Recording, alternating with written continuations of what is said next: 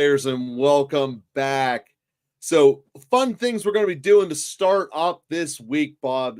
We listened to the audience. We got a couple of things we're going to be adding here first and foremost, which is recognition that some of you guys just want an answer and don't really want the in-depth answer, and some of you do want the in-depth. So, what we're going to be asking of all of you throughout the day and throughout forever after here is start off your comment with either quick hitter, QH, or a deep dive request. And what we'll do is when we finish answering the latest deep dive, we'll go through all the available quick hitters we have out there to try to be able to make it palatable for both sets of the audience that are out there. And quite frankly, knowing that that's how it is.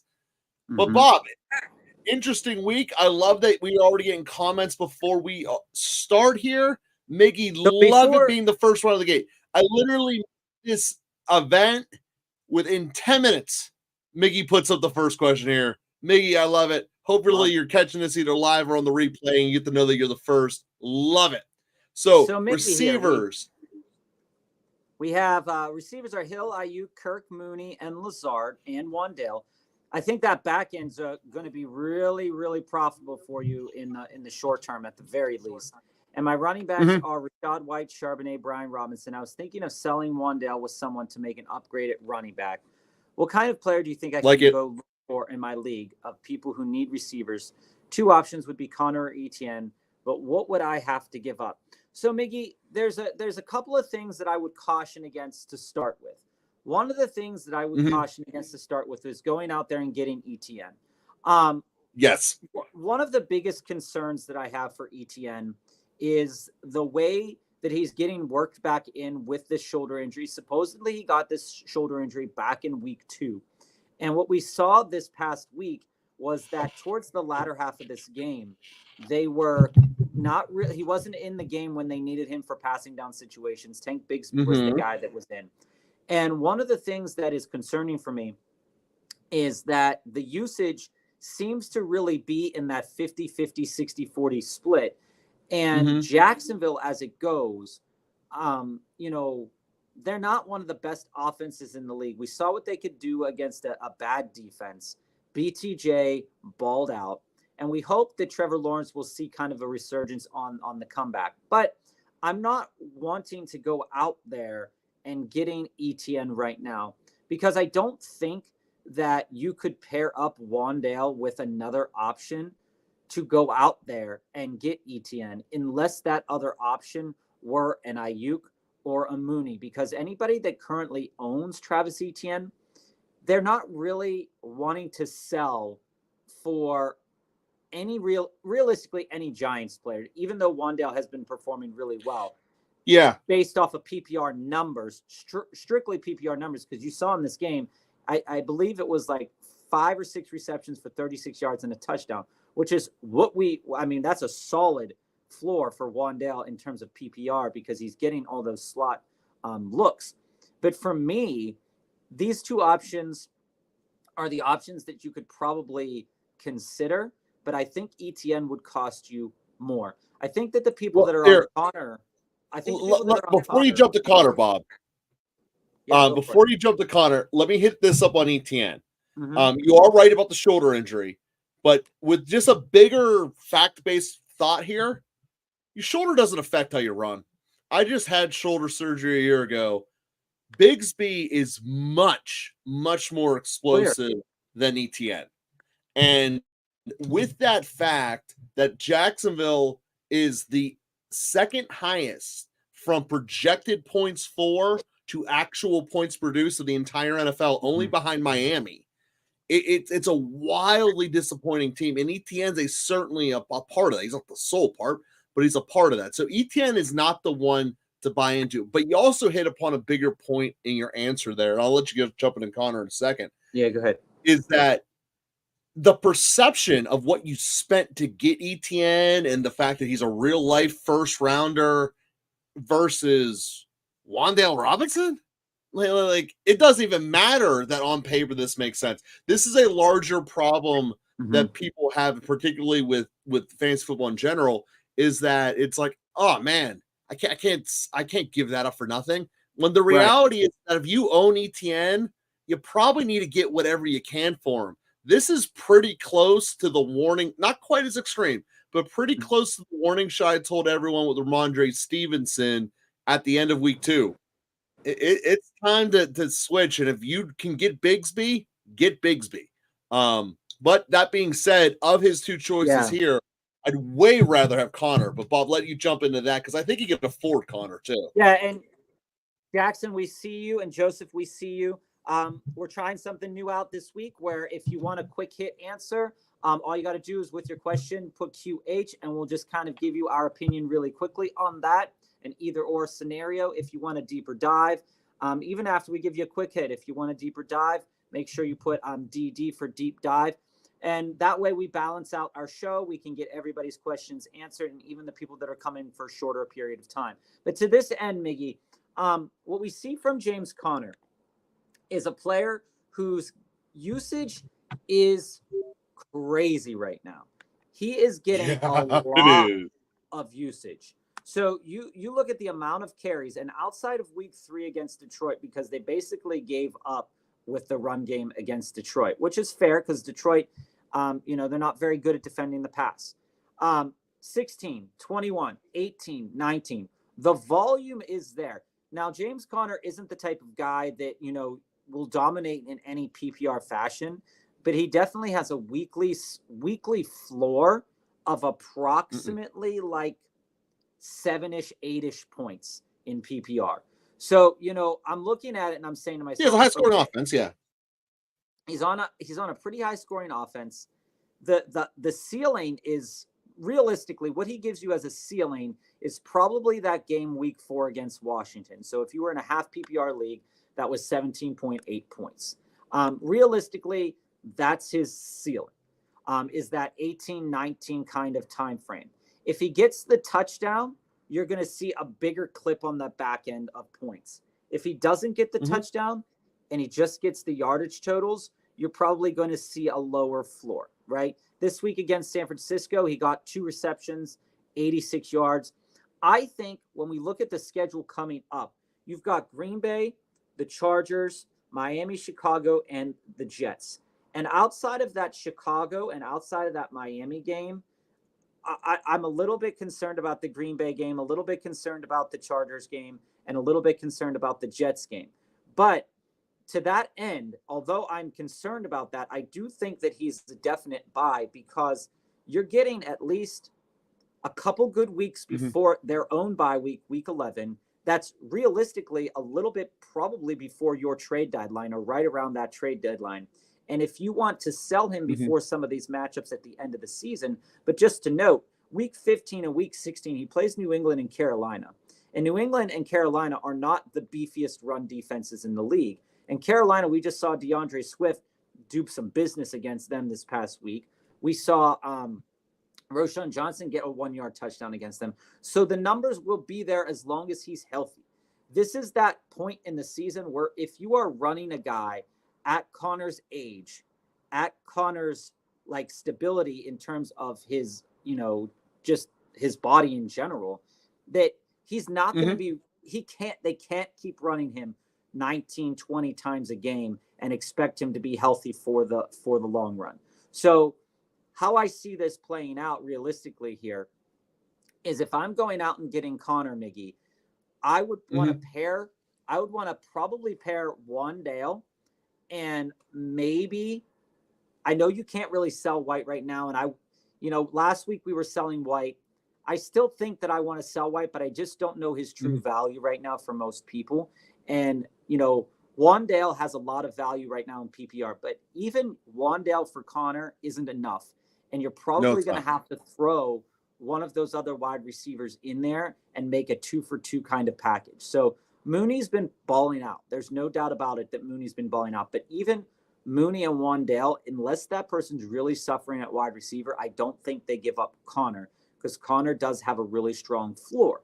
So what I would more so probably say is that you might have to offer another name, right? Because Mooney doesn't have the name. Lazard doesn't have the name. Wandale doesn't have the name. But Christian Kirk does have the name. He's gotten a decent amount of usage the last 2 games as opposed to what was experienced in the beginning of the year. If you wanted to go after a guy like Connor, you'll probably have to sell both Kirk and Wandale to get Connor, because Connor still carries that name. He carries the value. But just know, I think starting on a week-to-week basis, you're probably going to get more points from a combination of those 2 players than you would Connor. But from your running backs, you definitely need another running back. And I think Connor is perfectly fine right now to target, at least in this next 5-game stretch. Who knows what will happen after that bye week, though. So I definitely think that's that's a good point there. And Miggy, if you need anything more on this, we can talk more about it. If you shoot out a couple more players, I think some other players that I'd be interested in, but I don't think could be sold right now. I'm definitely interested in going out there, and depending on what's happening in Houston, this could be your very last chance to buy Joe Mixon. This is also one of your last chances going out there to probably jump on and try to buy into Breece Hall. If you want to do that, we can definitely talk about that at a later time, because he's a very polarizing player right now. And one of the other guys you can get. Recon, welcome back. Go ahead. We're Recon Revin money. One of the things to let you guys know here is that we're starting up a new thing here at Local Football Flavor. Either quick hits or deep dives. So if you have a question now, like if you're going to jump out, just let us know if your question's a quick hit or deep dive. Thank you, Joseph, for letting us know that you're asking a deep dive up there. Just one of the things that we can more accommodate your guys' schedules going through it. So, so with that being said, one of the players that you mentioned there, Bob, Mixon, as far as a guy to pick up, I really like him a lot. And depending upon how the injury situation shapes out over the next couple of weeks, you might be able to get Aaron Jones really cheap. And he is the glue in Minnesota. That is not a mirage. He is more important this year to that running game than their running game was last year. Obviously, without Kirk Cousins, a big factor. But most people don't think that part through unless you're wearing the purple. So I bring that out just to say, hey, Jones might be a good candidate to go get. But the reason he's not on our list yet is because, quite frankly, I need to know that injury report. I need to know how long he's messed up for. So okay. So this is a really interesting comment here, Joe, from Mossy, and anybody who is in the chat right now can also bring their thoughts to this as well. Mossy is sitting here with the most points against in his league, sitting here and looking at his roster, dropping 170 this week thanks to Drake London's breakout game. You have Nico. Nico is currently hurt. We'll see what that hamstrings could be a long time, can be a short time. You see what's happened with AJ Brown. You see what's happening with a guy like Evan Ingram. We'll see what's going on with Nico when the injury report comes out.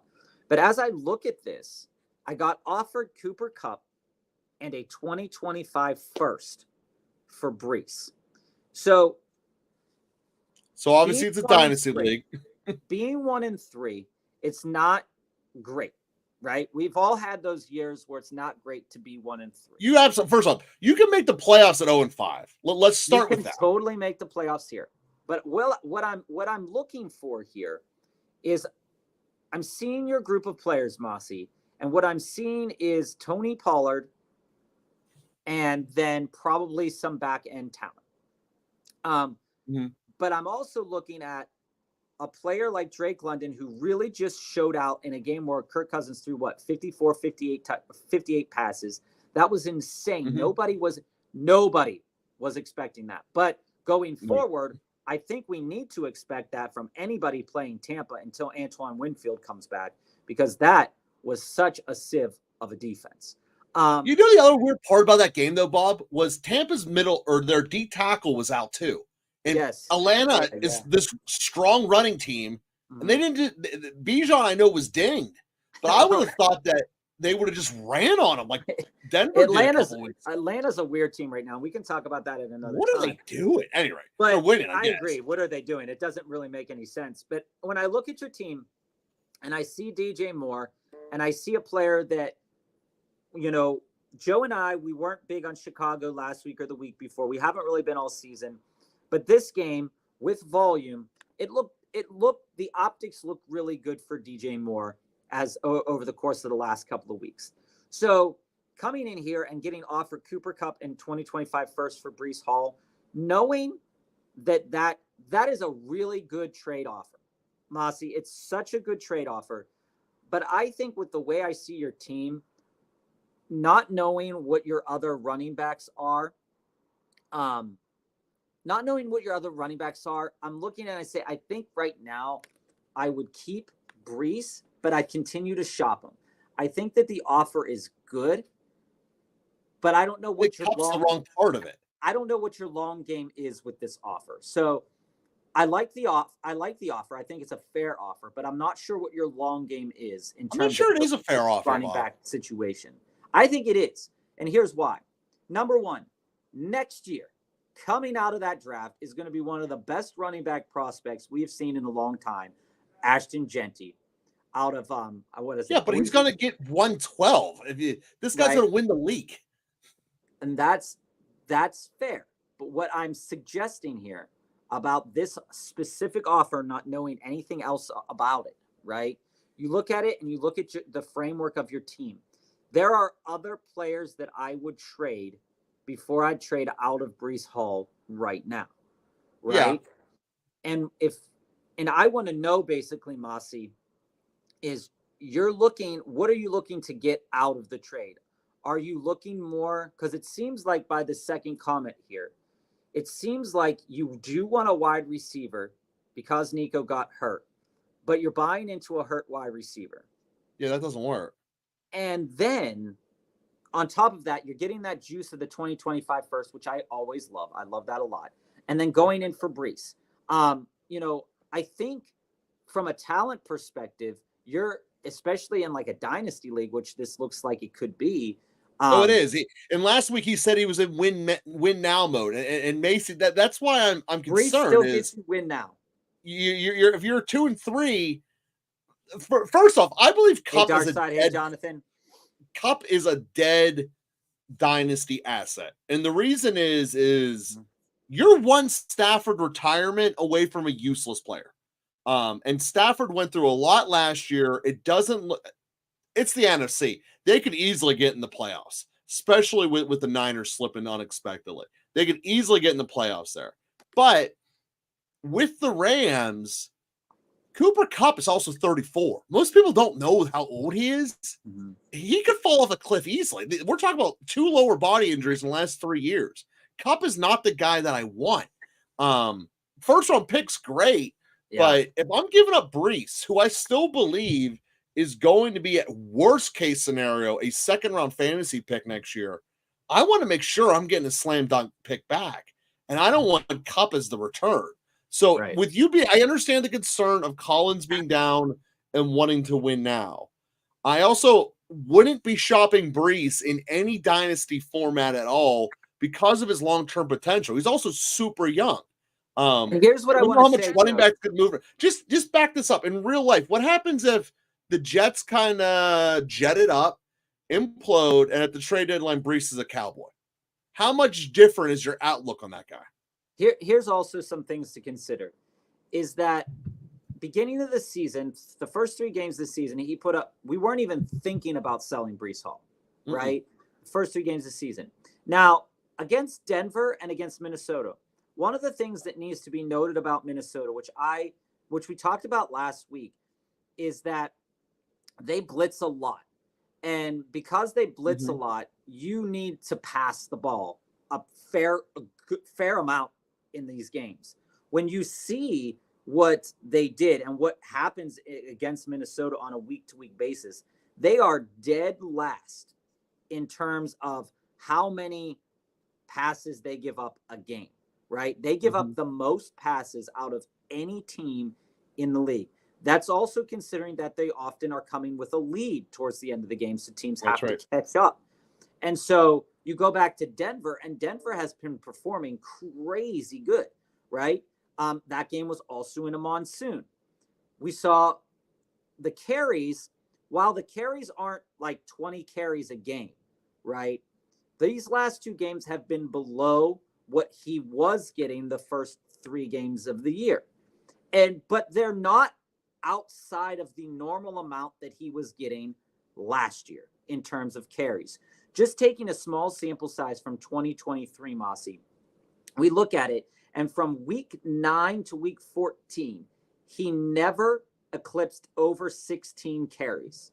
The only times that he was above 20 carries was week 5, week 16, and week 30 and week 18.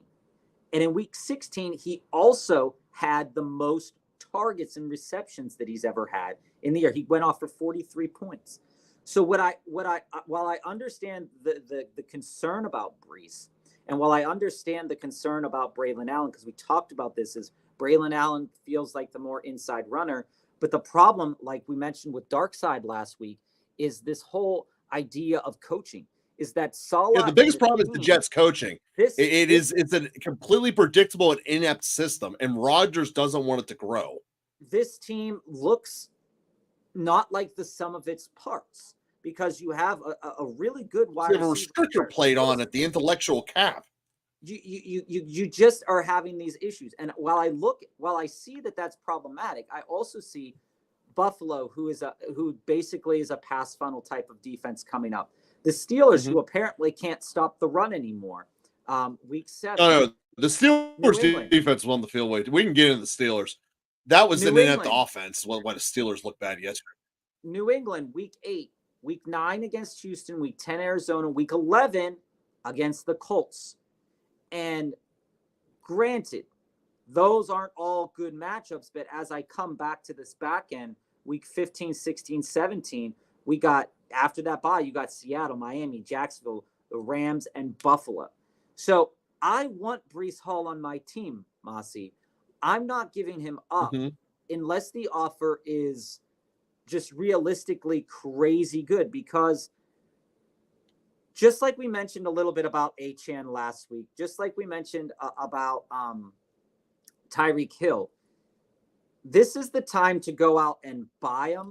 But if I'm selling, if I'm a Breece Hall owner and I'm selling, you're going to have people across all these different media markets, across TikTok, across saying, sell this player. But what's the price that you're selling it for?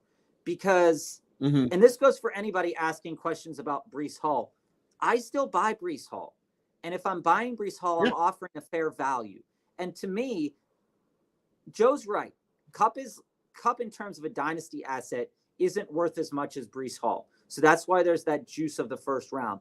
But if I'm giving up Breece, I want more. I want AJ Brown and a first, if that's what I'm giving up Breece for. But as I see it, I'm not so concerned about your wide receivers right now, because it looks like Kirk is not hurt anymore. While I'm still not a huge fan of Drake London, if he's able to get 8-9 targets a game, that's going to be, I think, good enough to sustain London for the short term.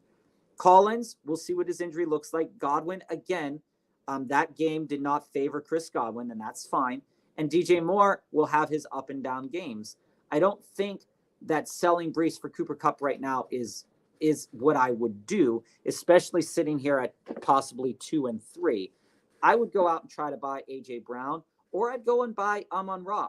I'd see, because Amon-Ra and Breece, you're not going to get the pick back, and you might have to throw in a pick on the back end. But if you really want a wide receiver with a lot of tread left on the tires, and you're giving up Breece's value, 2 games out of Breece Hall does not destroy the dynasty value of Breece Hall. That's all I'm saying. So if it were redraft, that's 100% right. Again, it's definitely something to think about. So what's up, Jonathan? Joseph, and Darkside and Jonathan, we see you in there. Darkside, I definitely see. Make sure you guys are putting either quick hitter or deep dive, so we know when we get the quick hitters, we're going to go straight to them, and the deep dives we're going to hit in order. Just to let you guys know as far as game plans moving forward. So if you're watching now and you see that we're delayed a little bit in our deep dives, which is what normally happens because we do go in depth here at Local Football Flavor. If you have a quick hitter you want immediately with no deep insight, we can certainly give that to you. Like as a quick example, Darkside didn't tell us this was a quick hitter or not, but we'll dive into it regardless. Darkside adds a quick question here. Should I trade Allen for Daniels? Hey, I'm going to say yes to that. Bob's either going to say yes or no, and then we're going to go back to the next deep dive. So, Bob, yes or no on that? I would. I know that's crazy. I will, and I can talk about why more later if that's what you're looking for, Darkside. But I would. I would consider it. I would consider. Maybe I wouldn't, but I would consider it. And I'll tell you. Let's get back into the next deep dive here. So George, we're glad you're in the George, welcome back. They need to make more than 32 points in a non-PPR league. Chiefs, an Olave defense. I think you're probably going to be pretty solid here, George, especially in a standard league. I don't think Olave goes off for 2 or 3 touchdowns in this game. And I don't think the Chiefs defense would get more than 1 touchdown. So I think you're fairly solid there, George. Love to see that you put up 125, even on the week without Barkley and Gibbs. Now this is interesting. This one is interesting. This is really interesting. Someone offered me CMC and Olave for Mason and JSN. Thoughts? Or should I trade Mason for Achane? So now, let me start with this, George. Yeah, I don't think this trade's going through. Mason's out. Mason's out for like 4 weeks. So I Mason to me is a completely dead asset at this point. If you really get CMC and Olave for it, you do that in a heartbeat because again, Joe, what are you talking about? What are you talking about? Mason's a dead asset right now. He just got hurt. He's out for 4 weeks. When did you hear that? I watched it. You watched it? It was at the end of the game. He got taken out. All right, we're going to verify that before you start. Unless I'm mixing up receivers wearing white and gold with red helmets. Before Jawan Jennings got hurt in that game, before you start making any comments here, we're going to look up. I don't want to be wrong giving him correct information. I'm pretty sure I saw Mason got taken out of that game. All right. No. He got taken out of the game maybe because of a fumble there, Joe, but no, he's healthy. Well, there you go. Then yes, do that. But I'd still do it regardless, though. Get CMC time. When we look at Mason, and it's something that we've talked about for a couple weeks now, is that when it comes to CMC and Mason, and George, I think you said this week 2 as well, is with this injury to CMC, we're not yet sure how healthy he's going to be. We're not quite sure what the split usage is going to be. But what we do know is that the Niners are not in a good spot right now as what we thought they were going to be this time in the season. So when we were talking about Mason as a whole a couple weeks back, Mason had the weekly potential to put up running back 1 numbers. He had 89 yards last night, so and a fumble. So that's going to happen. But when I look at this trade, I see a couple of things, couple moving parts here. Number 1, Achane got hurt yesterday as well. So keep your eyes out on that. Oh, Achane definitely got hurt. This is a question that he got concussed, if I believe that's correct. Yeah. This is a question that I think you asked last week because we were holding off on this until this week. But I wouldn't go out there and get Achane right now. Achane right now with the injury, plus Mostert coming back, plus Tua maybe coming back week 8. I'm not super on the getting Devin Achane bus, but I can understand why you might want to be. The value for Achane is never lower. The value for Mason can never be higher than it was after those first couple of weeks. So buying value-wise, you're buying into a player where you're trying to see what the potential is over the course of the next couple of games, over the course of the next weeks. So CMC, if healthy, has the highest potential of any player you can go out there and get today. And that includes Breece Hall. Olave. I just want to clarify this apology for my own mindset. Mason did go out. That was correct. He did return to the game. Where I read it wrong was I confused in my head Mason and Mooney. Mooney's their kicker who is definitely out. That dude got messed up. So my bad. Don't have 2 players with the same length name starts with an M. Apparently my mind can't handle that. whenever we're drinking, starting at 9:30 in the morning, just to watch the Jets lose. Which, by the way, good job, Minnesota. So anyway, as we see it, CMC has the most value of any player coming back from an injury. And we look at it and we say, okay, when is he coming back? Right now, Mason is still a running back 1, maybe even a low-end running back 2, depending on who you have, George. Your team's pretty solid from what I understand it to be from the couple of weeks that we've been talking. If you can go out there and get CMC, I think I would be comfortable getting a guy like Olave back, because Olave plays really well in terms of usage when he's in competitive games. And I think that the Saints, from what we see, are going to be in a lot more competitive games coming down the line. With JSN did get that touchdown, but until that point, he was looking dead in the water, essentially, in terms of fantasy points yesterday. So if it were me, I would definitely consider this first offer, but I would want to really think about where my team is at right now, George, and if giving up Mason, because I know you have Gibbs and Barkley coming back, this is the time to trade Mason. You also have been gun shy about Mason this whole time. I mean, just to be fair. Yeah, you have been that way, George. And I think I would do this, George, because even if CMC does not come back fully healthy, or it takes him some time to come back, you're building for the future weeks of this team, because going into the home stretch, you could have Gibbs, Barkley, and CMC. And I'm not saying anything, but when you have 3 players capable of putting up 30 points in a game, 25, 20 points, whatever you wanted to write it down, this is also, for anybody who's wondering, this is also a good time, depending on the right combination of players and depending upon your team lineup, that if you can afford to take on CMC and you're like George and you have a really solid lineup without him, that you can you can move on from Mason and JSN. Well, Mason's probably going to have really good games coming down the pipeline still, and JSN is going to figure it out and have some really good games continuing as well. JSN and Olave for me is kind of like just a flip, where they're both, especially in standard, where they've got to get that touchdown or they got to get above 50 yards to be relevant. They're similar players to me in that respect. So this is more of about these running backs, and I'd really want to have CMC, George, coming down the pipeline here. Yeah, George, I think that's the right direction.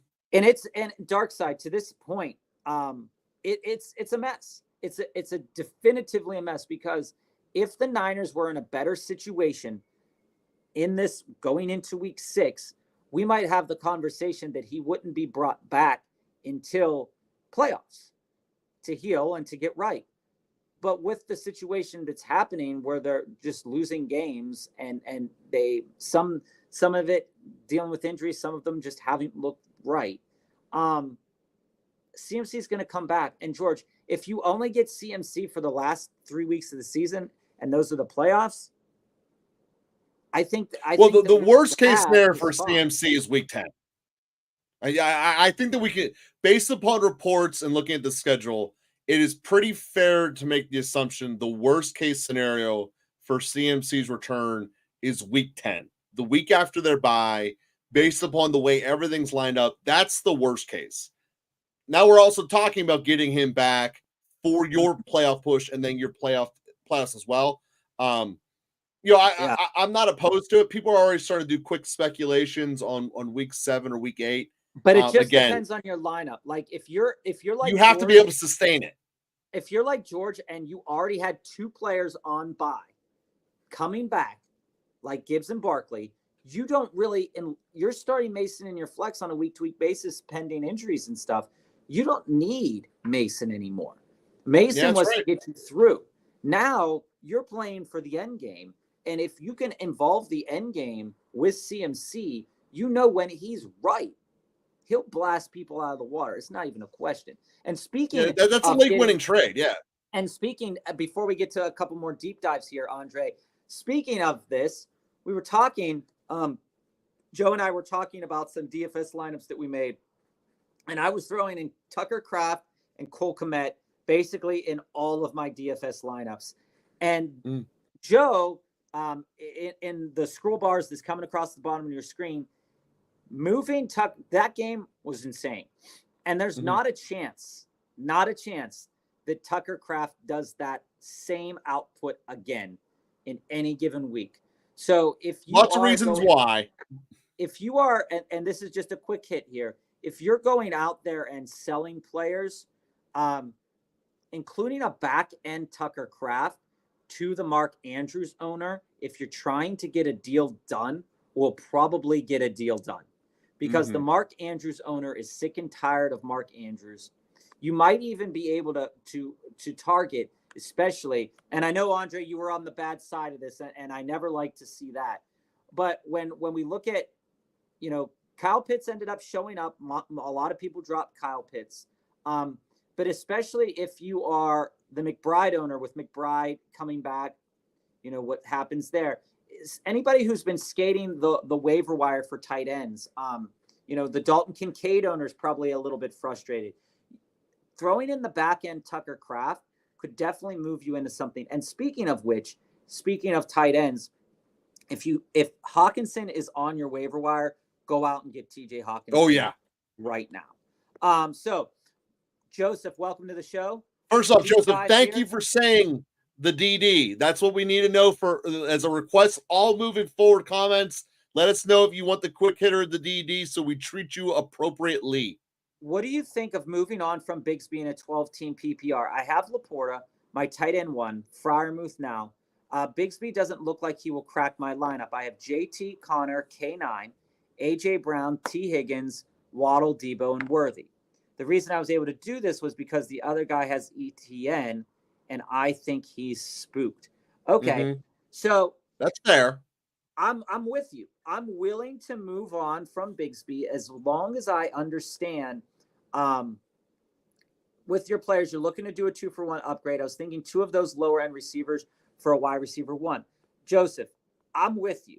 This is exactly the type of idea that I'd be thinking about. So I think what you're probably going to be moving for here, especially with a 2-for-1, is you could probably move a Bigsby, and I'm not going to say lower end here, but I'm thinking that you could probably move Debo. Debo's one of our guys. He's one of our dudes. Hasn't had a dude alert yet. But I think you could probably pull out the name recognition for Debo. Again, the injury has hampered him. There will be games where he's coming back healthy and he'll be fine. But I think you could pair Debo up with Bigsby. And Joseph, I want to know what wide receiver you're trying to get or what player you're trying to get from this other team, because I think targeting some of these wide receivers that have been kind of underperforming and or just okay would be like your Chris Olaves. This is your time to kind of move into a Chris Olave. Debo, you won't have to pay for Chris Olave, but you could probably do Waddle and Bigsby for Chris Olave. Mike Evans is a wide receiver that I'm still buying. I'm still buying into Brandon Ayuk.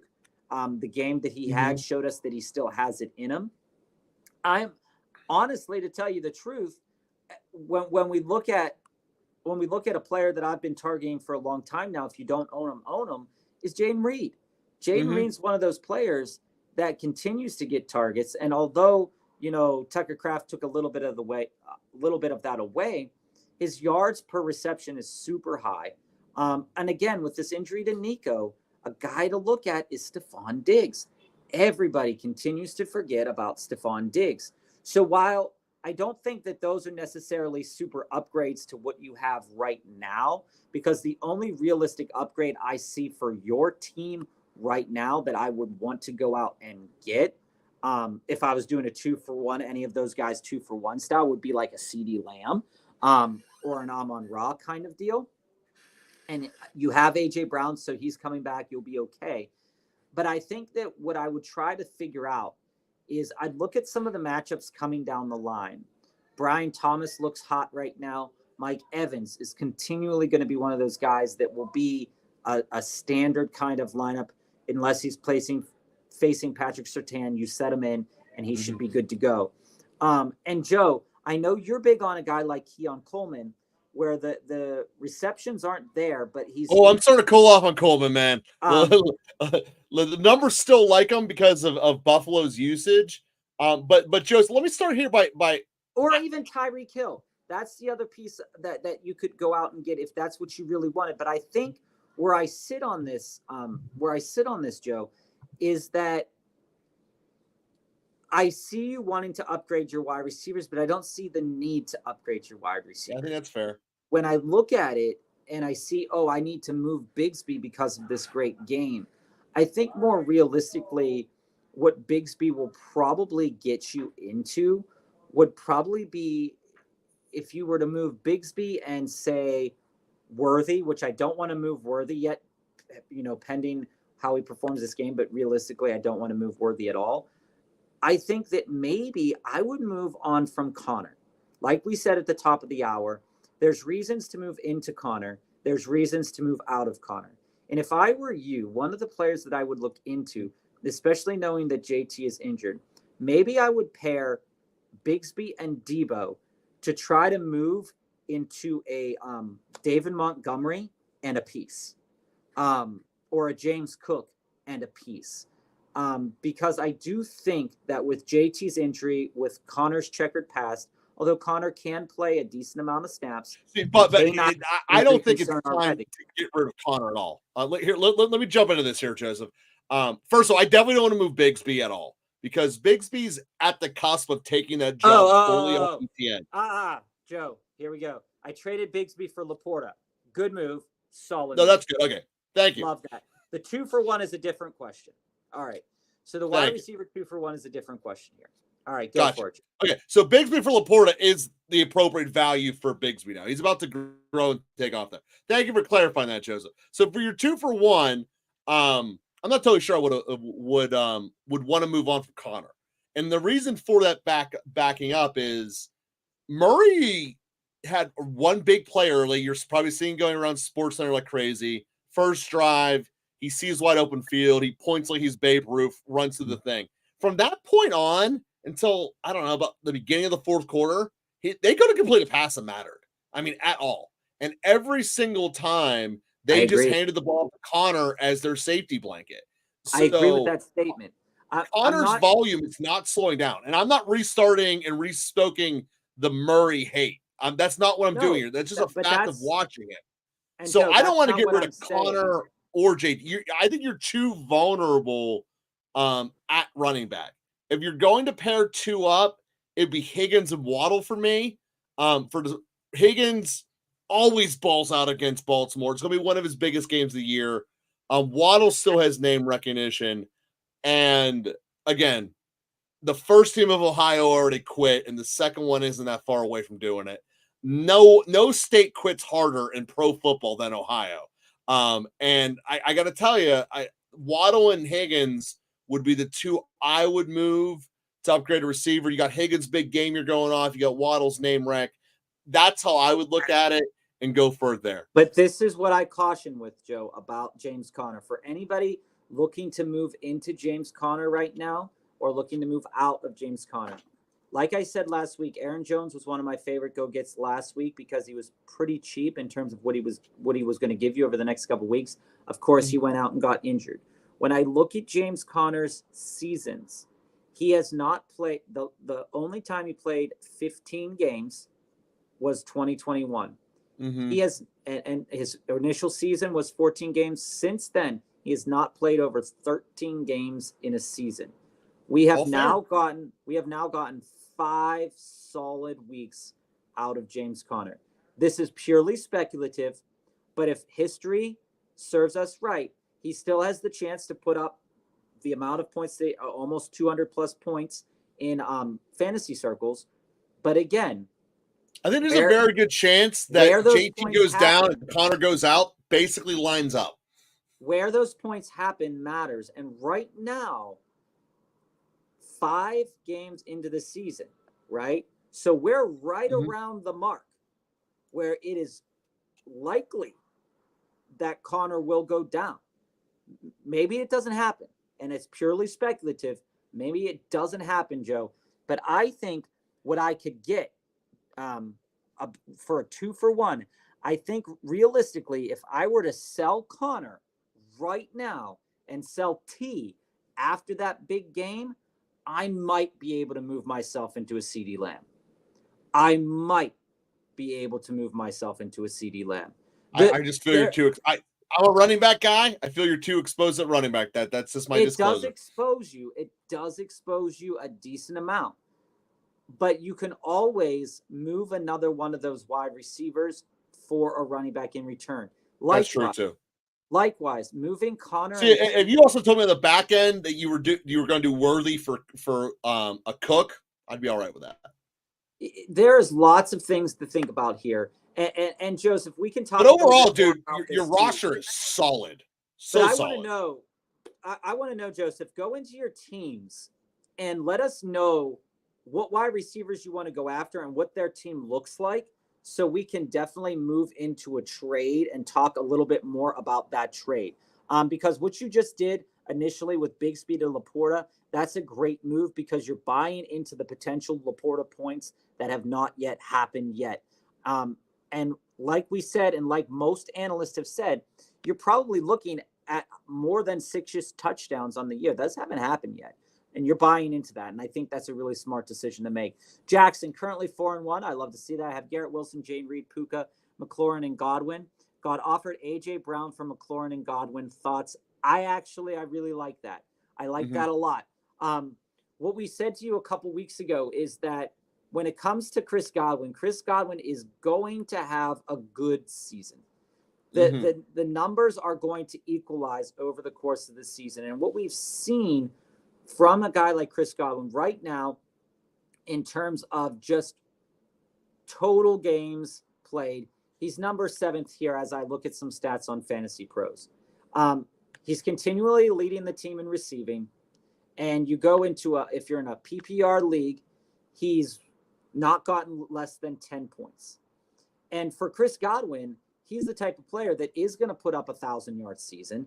That's not really a question in our minds that that's going to happen.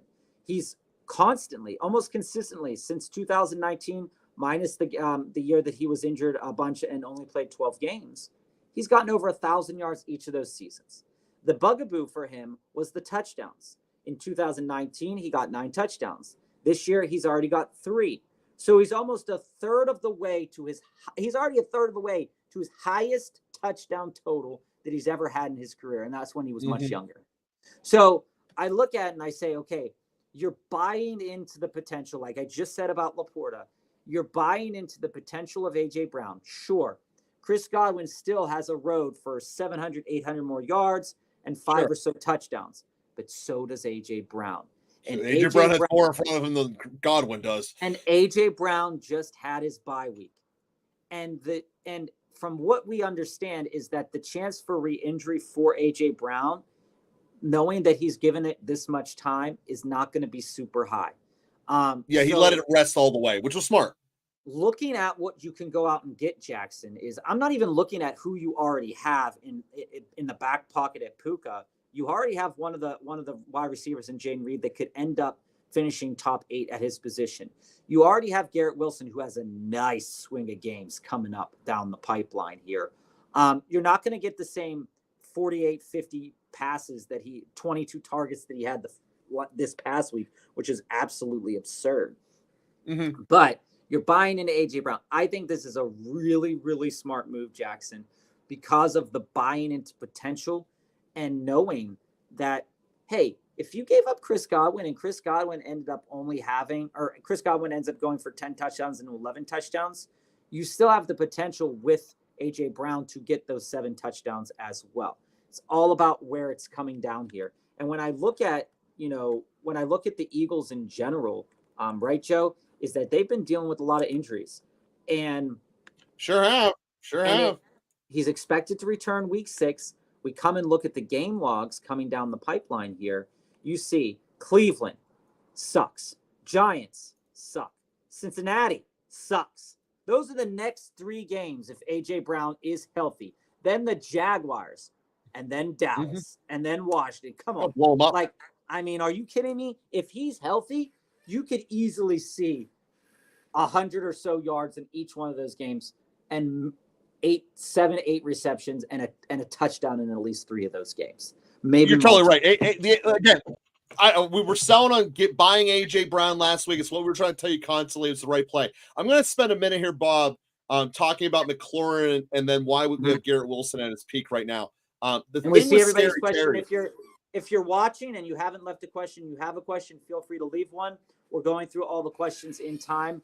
We definitely have some things to get to. So go ahead, Joe. And if you have a quick hitter that you need answered right away, make sure you put quick hitter at the front. We go through the deep dives of the order they're there, but quick hitters cut to the front of the line. So Jackson, the thing with McLaurin, and this is true for all you guys out there, is that he's not getting the volume. His career has really gone topsy-turvy with this. There have been years where he has been the volume guy there. But normally when he's at his best, it's the low volume, high results kind, which until they figure out the rookie could work out pretty good. But beginning of the year, weeks 1 and 2, McLaurin didn't do much. I think you're selling him perfectly at a high point. I don't think it's his peak yet, but I think we're getting closer to it. And when you look at that, it's a very good usage of a high week. McLaurin's not a guy who's on our buy into list because he's not getting the volume part that you'd want to see from there. That being said, I mean, he's getting good enough volume, and like you said, Joe, dude, he had 1 bomb for his yardage, and the other ones were basically checkdowns. But he's not getting enough checkdowns to sustain him like a slot machine was, like Godwin was at the beginning of the year. But this is the other point, though, I want to make to Terry McLaurin, to your end here, is that Terry McLaurin has the upside, like in terms of the amount of yards that he could, with the amount of targets that he has. Like, this is kind of the deal with Wan'Dale Robinson, is that Wan'Dale Robinson is given all those slants, all those close to the line of scrimmage types of plays, and he has to do something with them. And we look at Terry McLaurin, and Terry McLaurin is a similar type of player in this Cliff Kingsbury kind of offense, where you look at it, the receptions are nice. You outside of week 1, you have 6, 4, 7, 4. The targets are fair enough, right? And you had 2 touchdowns in there. When we're, again, speculating only here, you go to Terry McLaurin's best season. Again, not tied to a good quarterback, but just going back in the history, that's 7 touchdowns. He's another guy that also almost every single year in his career has gotten over 1,000 yards. He's a Chris Godwin. He's that kind of Chris Godwin type of stat profile, is that he's going to get you 1,000 yards, but we want to see where those touchdowns are going to come at. And the targets are going to be there. Like, he's already at 36 targets. Last year he was at 132. So he's progressing pretty well. And if you were to kind of spitball here and progress and project where he could be at in terms of receptions towards the end of the year, if you're getting 6 receptions a game, right? And we have, how many games does he have left here? It's week 5, so he's got 13 games left. 12 games left because of the bye week. So yeah. 12 times 6, you're looking to get approximately 72 more receptions. Hey, Mr. Wumbo, if he were to get 6 receptions a game moving forward, which would put him at over 100 receptions, or would put him, which he's never been that kind of guy. That's my point, is that I don't think you're going to get there. And then I did. So like I said, great trade there, Jackson. But it's very likely that he just ends up at his average for what he was doing the whole time, which is around 70 receptions. And I think that this is the pathway to take, is you take 2 guys that are playing a little bit above expectations, and you trade them for a guy that we know has really high expectations and can perform. It could blow up in your face, but at least you're getting back. Brown is the driving force of Philly. This is not going to blow up in your face. A great value. So I do want to hit on why you guys keep seeing across this is the peak of Garrett Wilson and why you should be moving him now. There's 2 main reasons for this. First is the volume was insane last week, and he was actually getting it fed to him. But the real reason isn't about Wilson himself. The Wilson is the system has been really clearly documented.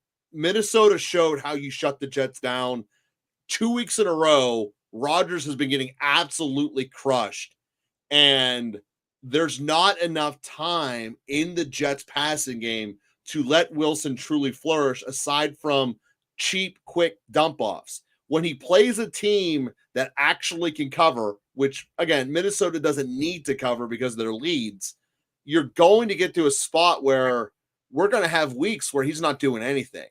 To the point where, Jackson, after you put this trade through, you're not going to be having Garrett Wilson in your playoff lineup. It's going to be Reed, Puka, and Brown. I disagree with trade that. Wilson now and go get a stud running back. Here's why I disagree with this, Joe. Before we move on to the next question here from Recon, the reason I say I disagree with this is I look at a couple of things. Buffalo is a pass funnel. They play in week 17, which is the championship game. They play him next week, week 6. They play a receiver in Buffalo in your championship game. It'll be a blizzard. I get it. I understand it. But what I'm saying over the next couple of weeks, I just mentioned week 17 for those people that look to that end of the season. And Joe, you're absolutely right. It could end up being a terrible weather game, which is always a possibility. But when I see what games are coming up with Garrett Wilson, Buffalo week 6, Steelers week 7, week 8, New England, week 9, Houston. They have play Arizona and then Indy before the bye. I really, I think you're absolutely right, Joe, in thinking that after this peak game of Garrett Wilson, you're going to probably get the most value of Garrett Wilson. But I do think that in the interim, like you said, in the playoffs. I don't think Rodgers makes it to week 9, Bob. That's the problem. In the playoffs, he's maybe not worth it. But we're already starting to see a chink in the armor for Aaron Rodgers. He's already looking like he's getting hurt. He's not looking like he's going to hold up. So while Joe suggests to trade him now, I think that he's still a really good play against Buffalo week 6, and then I would trade him. See, if Rodgers goes out, you'll get nothing for him. I want to get something for him while you still can. I believe this is his peak. Like I said, that's fair. I've stood in the soapbox and said this a couple of times. I've been right every person so far. I do believe this is the peak of Wilson. And thanks, Jackson. If you just came in and are just joining us, we're trying out a new system. Joe and I were talking over the weekend. We want to get to everybody's questions, and we want to honor the people that can only stay for 30 seconds and the people that are going to stay for the whole show. So as you write your questions in the chat, just put a little QH in front or behind. That lets us know that you want a quick hit answer. You just want an either or kind of option. DD, if you put at the beginning of the comment. Put it at the beginning, please. If you put a DD there at the beginning of your comment, we'll be able to understand that you want us to go a little bit deeper and you have the time to stay and chat with us. And this honors both people that are coming for a short time and a long time. And it also helps us in terms of, when you come back and view the show, if you didn't hear your answer. A couple people last week went off to get showers and then came back and we were still on.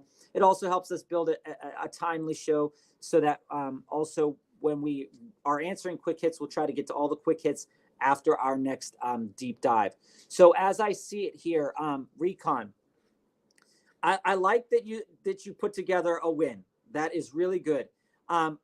When I look at these injuries, Recon, that have come across the pipeline, I'm going to say it again because I said it last week, is that it absolutely sucks if you went out and bought a player, because I've been there before, the week they get injured.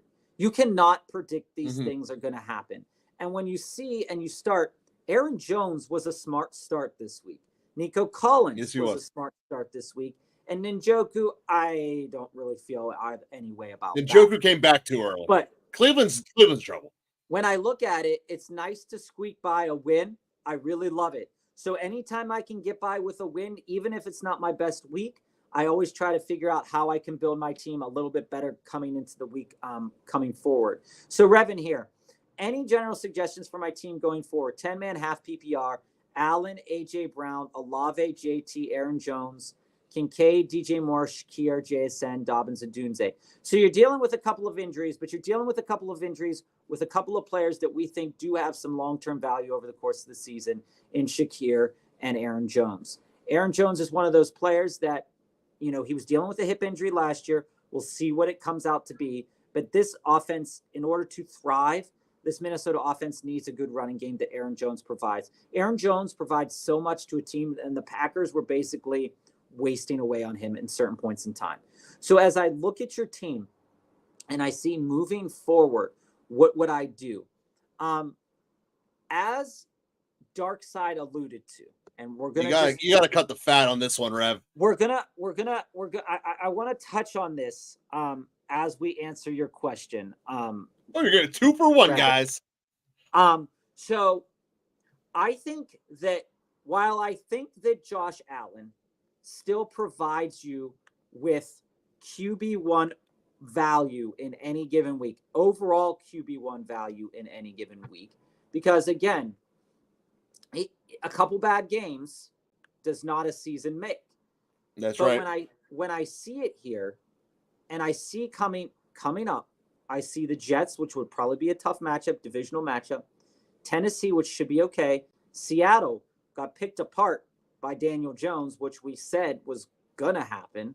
And Miami coming up, and then Indy coming up those next couple of weeks. While I think that you could sell Josh Allen for a guy like Jane Daniels, because Jane Daniels is providing you on a week-to-week basis top 3 value at the quarterback position here, in a way, right? His schedule often looks pretty good coming down the pipeline as well, but he has a late bye week, week 14. And Josh Allen's bye week coming down here, and this is important when you're looking at... Well, Josh Allen has home games in the playoffs, which are almost as bad as the bye week. When you look at it, the bye week happens in week 12. Then you come down to week 16 and week 17, where you're going to be fighting in the playoffs if you're a playoff team. New England, Jets, at home, Buffalo. That could be absolutely atrocious weather. Prior to that, Detroit and the Rams, that's going to be fine because those are both West Coast or in a dome. Indy in a dome.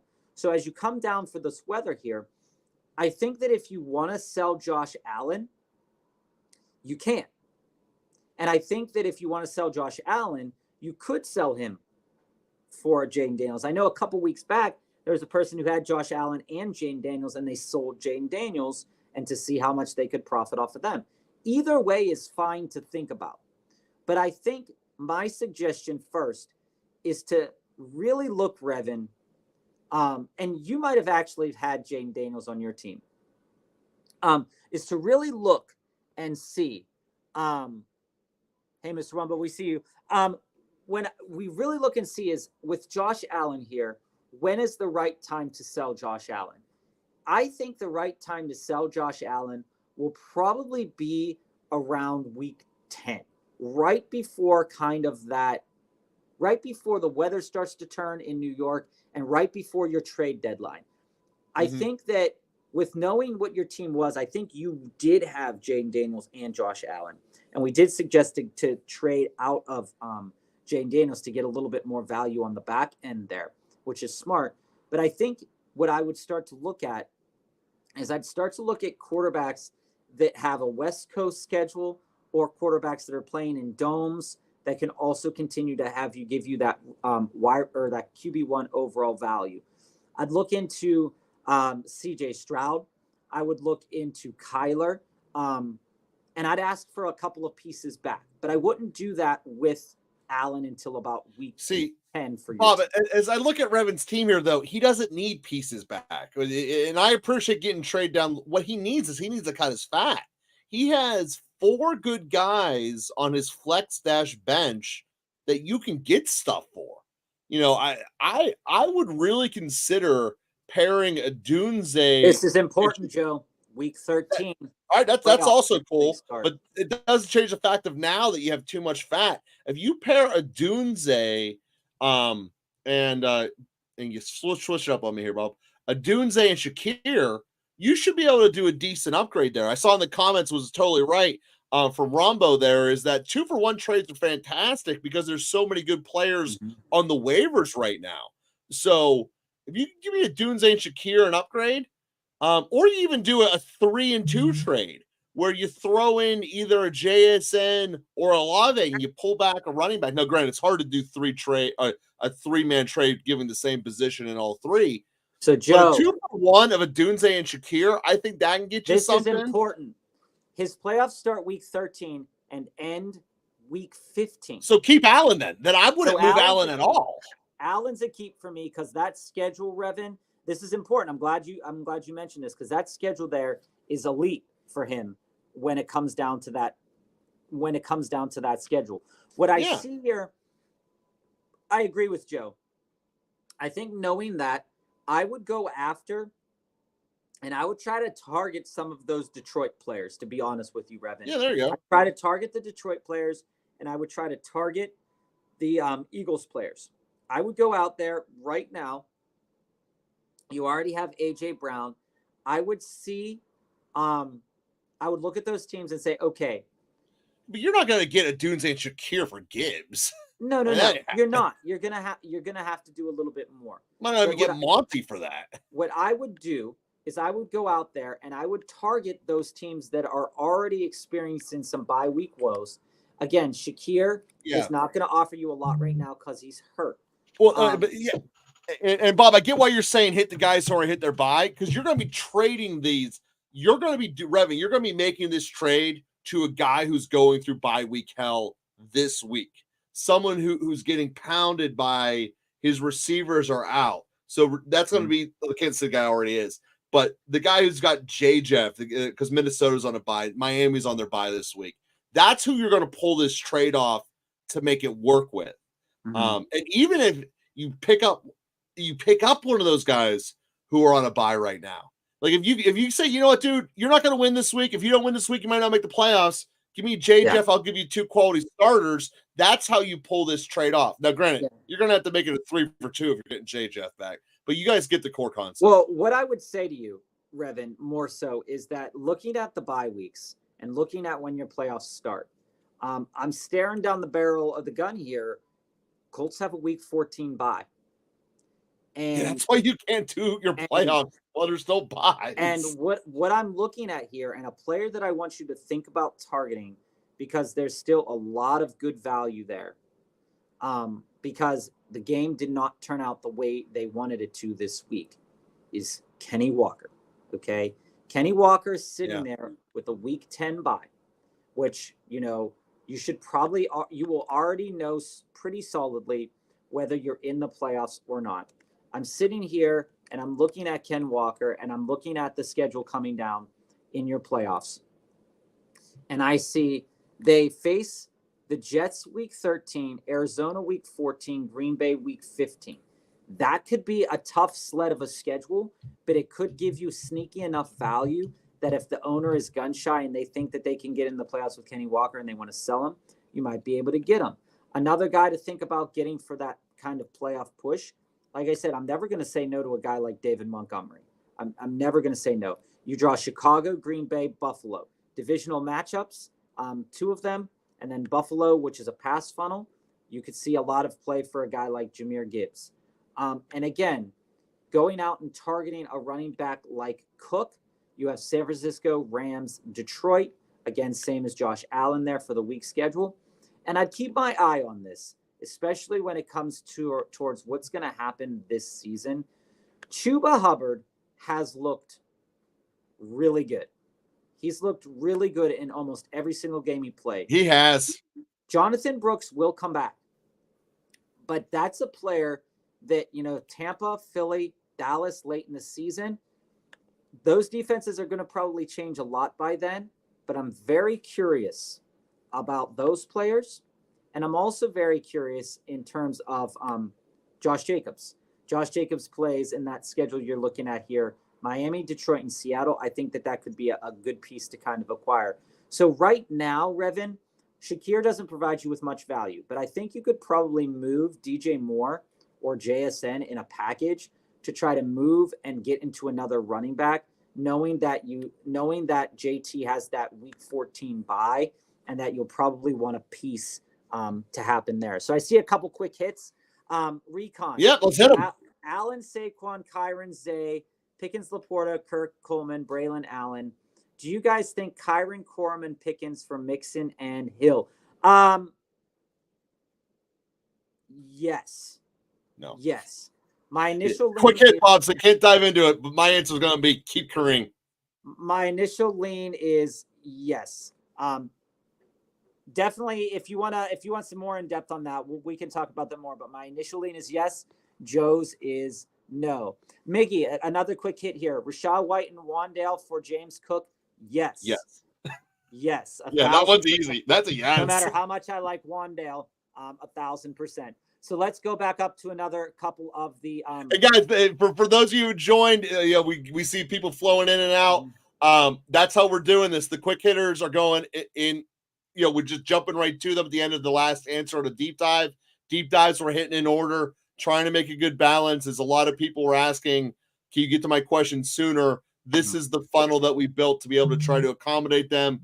We know it's the first day of implementing this, but Mondays get weird with new policies. Here's our new policy coming at you guys.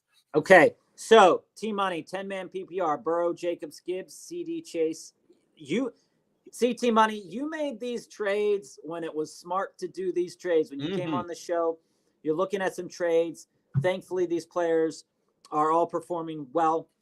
I sold Connor and JMO for Gibbs. Joe, this is what I'm talking about with a guy like James Conner. You're trimming the fat moving into Gibbs, which is amazing. I got offered TJ Hawkinson for Worthy. T-Money, right now, I think that TJ Hawkinson has so much potential value, but I think that Worthy's the same way. I personally, when I'm looking at your roster and I see that I'm starting CD and Chase on a week-to-week basis along with DK, and then I'm sitting here figuring out Wicks, Downs, Myers, or Worthy. I think knowing that Kincaid's not really playing well right now, I think it's fair enough. I'd rather keep Worthy, but I think that this is worth thinking about. I think that after tonight, you'll get a little bit more clarity on the value of Worthy in terms of how the usage will be. But I think realistically, it's going to take 2 or 3 more weeks to see the actual value of Xavier Worthy in this offense without Rashee Rice. But I think this is a fair enough deal right now that if you wanted to go up into a tight end, you could get it. But I don't think it's one you have to make right now because TJ Hawkinson still isn't playing. You also have Dalton Kincaid, and he's frustrating to own. I understand that. But I wouldn't go out there and trade Worthy right now for TJ Hawkinson. I'd wait until I see what the optics are on Worthy because it's probably going to turn out on a week-to-week basis because you're flipping between Wicks, Ford, Chase Brown, Downs, Myers, Worthy, and Brooks on a week-to-week basis. And it's fine because those guys they can put up some stats. But what I would want to do is I would want to move into something solid, rock solid as my second flex so that these decisions, when I make a decision, I'm trimming that fat, but I'm making this decision based upon just a couple of metrics at a time. I know you own Gibbs, and I think your roster, I think something that you can think about doing. And again, this really depends upon how injured some of these players are. Like Aaron Jones just went to go get an MRI. Jonathan Taylor might have been able to suit up. Brian Robinson was dealing with an injury, but again, buying in there. I think a player that I would want to move into to kind of solidify my last flex spot, I'd want to move out of Fort. Nothing good is happening in Cleveland right now, everybody. It's not. I was under the presumption that against a really bad defense, that Cooper would at least perform and get a couple of touchdowns or a touchdown. No, Watson quit. Deshaun Watson just gave up. This is a team that with Jameis Winston, this offense is probably going to look drastically different than with Deshaun Watson. They're probably going to be able to score more consistently. But I want out on Ford. Ford's really not worth much right now, so he's going to have to be a back-end piece on something else. And right now, Jacoby Myers, with what's happening with the quarterback situation there, that's a little bit of a struggle to figure out. Chase Brown, that situation is very interesting between Zach Moss and Chase. Well, Moss got hurt at the end of that game. The reports are that he doesn't have a serious injury, and that's certainly going to help out Chase. Again, to be I do okay. T-Money, back to your original question here about the players involved before we go down the whole list of it, is that the thing with Minnesota that has really not been seen is that despite the fact Darnold has thrown all these touchdown passes, he is not accurate. And J. Jeff bails him out like crazy. I know he was in London.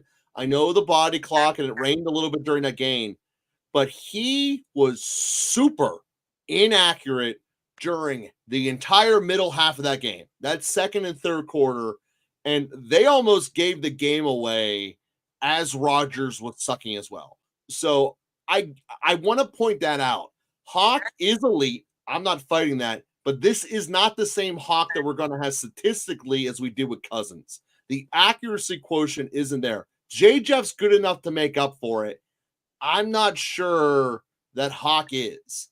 And I just put that out there. I think Worthy has a chance of being a home run. I really do. Because when the chips are, everything I said last week, when the chips are down and you have to make up everything in one player, I trust Andy Reid to figure it out.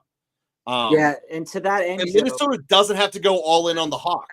It's not like last year when Addison was out. Well, to that end, Hawk's still a buy for me, but it's I'm not saying he's not a buy. He's just not worthy. But it's at the right price. Yeah. When you look at the right price, Worthy isn't the price I want to pay. I think in a couple of weeks, what you're going to be looking at here, is a team, T-Money, where you're most likely going to be starting Worthy, or Chase Brown, in your flex. And I think that a guy like Downs, as long as Anthony Richardson's not playing, is also going to have an extreme amount of value. I think when you trim away the fat of this team, the fat comes in Ford and Myers and maybe even Brooks, but the jury's still out on Brooks. But I think it would be smart, T-Money, to move into a solid next flex. But I think that in a couple of weeks, Worthy will be there. And Chase Brown seems to already be there right now. So that's kind of my viewpoint. I'm a hold on Myers because I don't think you're going to be able to get anything for him. I want to see what it's like with the new quarterback. And we see everybody in the chat. Dom, we see you. And Mr. Wumba, we still see you as well. We're definitely going to get to every question. My running backs are Achane, Mason, Zach Moss. Was thinking about trading Ayuk for Tony Pollard. Is that too low? I also got offered Amari Cooper and Stevenson for Ayuk, but I don't really like Stevenson, and Amari is horrible as long as Watson is quarterback. I'm glad we can agree on that.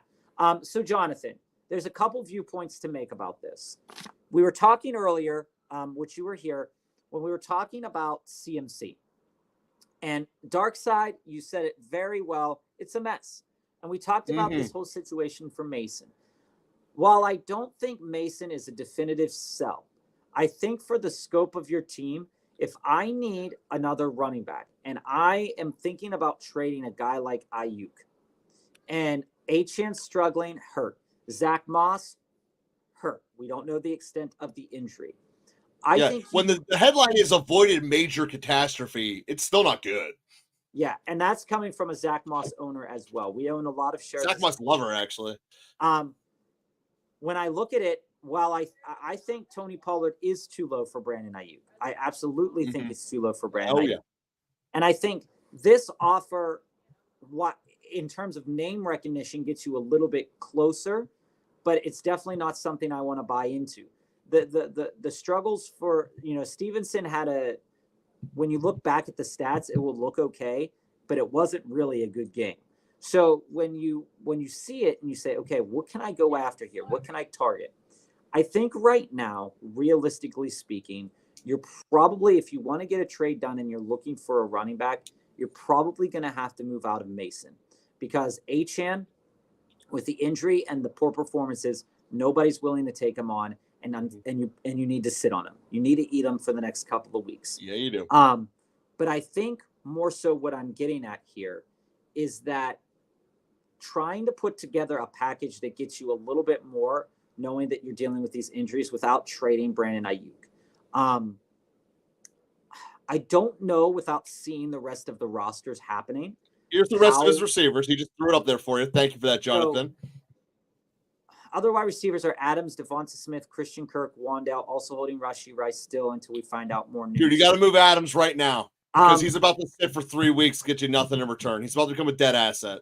Yeah, I think that the two pieces that I would trade right now out of your team would be Devontae Adams and would be Jordan Mason in terms of getting more back. A major haul for those two, though. I think based off of what performance, you can get a lot back from Mason right now. And based off of name, you could still get a decent amount back for Devontae, especially from a team that is willing to buy into the new production from a trade deadline Adams. Who knows what's going to happen there, but Joe's absolutely right. He's hurt right now, and there's no reason to play. He's not hurt. They're protecting their asset. They're just saying he's hurt. There's no reason for him to play, so he's not. That's right. But if you can get a trade done, and you know, there's lots of ways to think about this, but I think moving Devontae Adams could move you into a tone. Again, you can play around with this. You probably already tried this. Could move you into a Tony Pollard plus maybe something back if you wanted to move into something like that. Plus Lamb, if that's what you want to do. I think you should start thinking about moving into Joe Mixon. Again, the ankle, you know, the ankle is nothing to scoff at, but I'm still looking at the schedule coming down. And let's say he returns by week 7. That's Green Bay. Then you got Indy, Jets, Detroit, Dallas. He has a week 14 bye. So you're buying in a little bit on Mixon. I think you could probably sell Mason. Now, it would be your only healthy running back to do this. But I think if you were to offer a mixture of Devontae Adams and maybe you're willing to not sit on Achane. Maybe you want to offer Achane and not give up Mason. I think that's kind of how I would play it, Joe. What's your thoughts on it? So if you do a 2 for 2 with Adams and Mason, you should be able to get a pretty decent return. And CMC is on his IR, so that's important to know. Yeah, no, I got that. You know, you've seen it come across the thing here. You might, if he's on your waivers, I'd pick up Bigsby. He's absolutely someone that I would want to invest in. And then if you're able to do that, you got to open up the roster spot, which then becomes a really juicy 2 for 1, which in this case, you keep Mason and then you would do Adams and either Achane or the other, or I would do Achane and Adams probably because you'll get more name recognition out of it. And you'll be able to go and get a pretty quality player that you can play right now. You might be able to get a Metcalf or an Evans out of it. That would be the direction I would go. Now, granted, it's contingent upon you being able to pick up Bigsby, but he's in the waivers in over half the leagues. So that's a 50-50 chance if you can do that. And also, Jonathan, one of the things that I would think about, and you're going to hear me say a couple of names kind of over and over again, because I think they are realistically really good targets in terms of running backs, that if you want to improve your running back room, it's never a bad idea to go after a Detroit running back. If you want to improve your running back room, go after a Detroit running back. If you want to improve your running back room and get more production, if you want to buy into Chuba's production, you can. I don't think the owner probably won't want to give him up, but with Brooks coming back, they might be a little bit leery, and you might get a couple more good weeks out of Chuba before Brooks comes back. I think that that's definitely something to really think about, because coming up it's Atlanta, Washington, Denver. You know, and no running back has really performed well against Denver, but we'll see what happens in the next coming weeks. And also buying into Josh Jacobs. If you want a running back to buy into, you could totally buy into Josh Jacobs. I know we were talking about him last week with a couple people. The schedule's not looking great so far. But again, it gives you a little bit more stability, because what you really want with all these injuries is stability. Zach Moss gave you a little stability. Achane gives you that boom. But I think, like Joe was saying, you could totally offer a guy like Devontae Adams and make a lateral move into a running back. You might even be able to move into Cook. And if you wanted to really go for the gusto, moving into Breece Hall, you could probably trade into Breece Hall right now. And while you might be uncomfortable about that in the now, it could turn out really profitable for you in the long term of the season. So don't sell short on a couple of these guys. You're going to have to give over a fair share for Breece, but I think it's a player that I would think about. If you want a wide receiver, like Joe said, DK Metcalf is the target that I would put out at wide receiver. I'm also buying into Amon-Ra because of the buy. You also have Devonta Smith, so you don't need to worry about it. I'm buying into Diggs. As long as Aaron Rodgers is healthy, I'm always looking on the waiver wire for Allen Lazard. Anywhere where I can get Allen Lazard, I'm getting him because he's just very valuable. Second Rodgers goes down, though, he becomes useless. You do just have to know that up front. It's a cost of doing business. That is the cost of doing business. So let's get to a couple questions here. Camden, how's it going? Camden, if you could put in the chat if your question is a quick hit or a deep dive, do you want us to just touch on it real quick, or do you want to? Stay with you, Pod Son.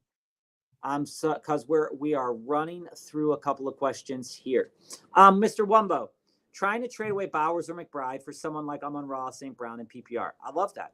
What sort of other piece would I have to add to make it happen? Trying to find peeps with the Schultz or Laporta type tight ends. In that league, we start 3 wide receivers, 2 running backs, 1 tight end, 1 flex. My wide receivers are Chase, Ayuk. Love to see that. Myers, Ridley, McConkey. McConkey should be good coming back from that bye. My running backs should be able to get away with it with one of those tight ends and Roshan. They just cut to the chase here. Watching him steal Swift's touchdowns yesterday was super disgusting. Super the fact that good to know Chicago never changes, and he's clearly the vulture number 2 running back in that city. Candid. So that's what I would do. I would do Roshan.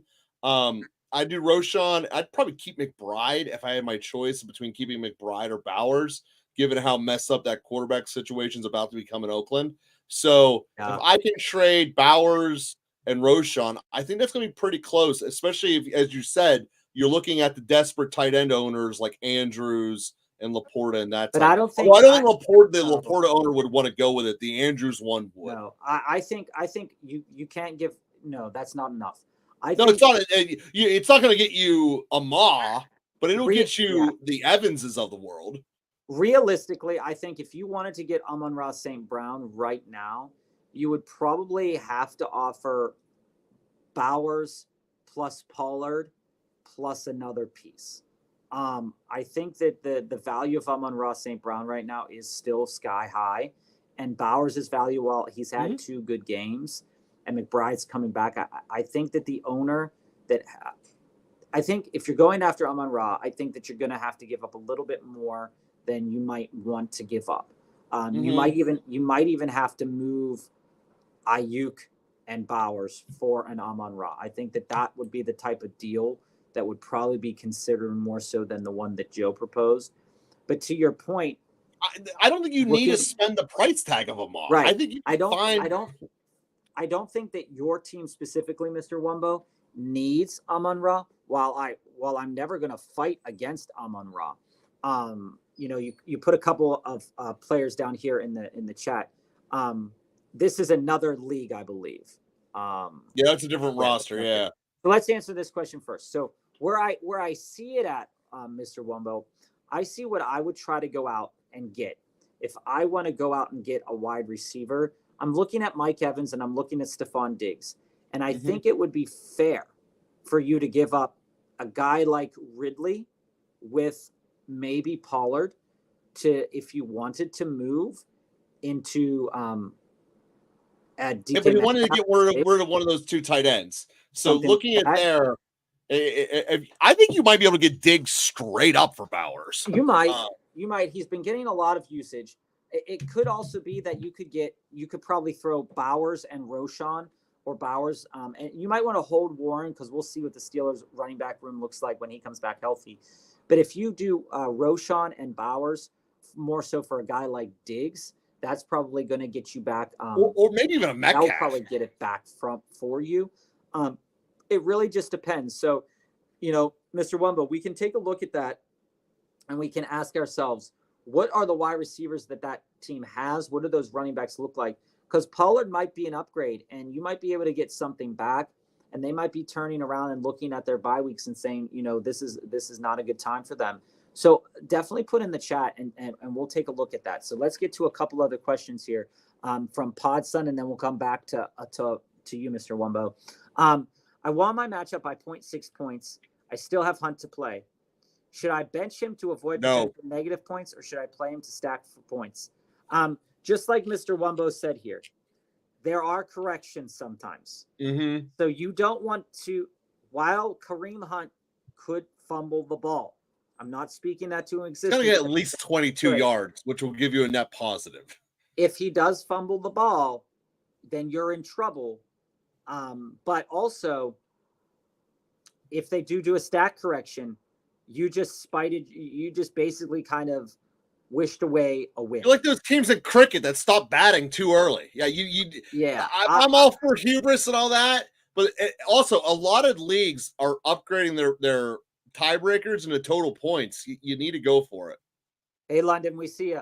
Yeah, I'm doing it, and based off of what you said, Joe, that's a really important point to make. Is that sometimes your team tiebreakers are total points in a season, and you don't want to miss out on these Kareem Hunt points that are probably going to come tonight.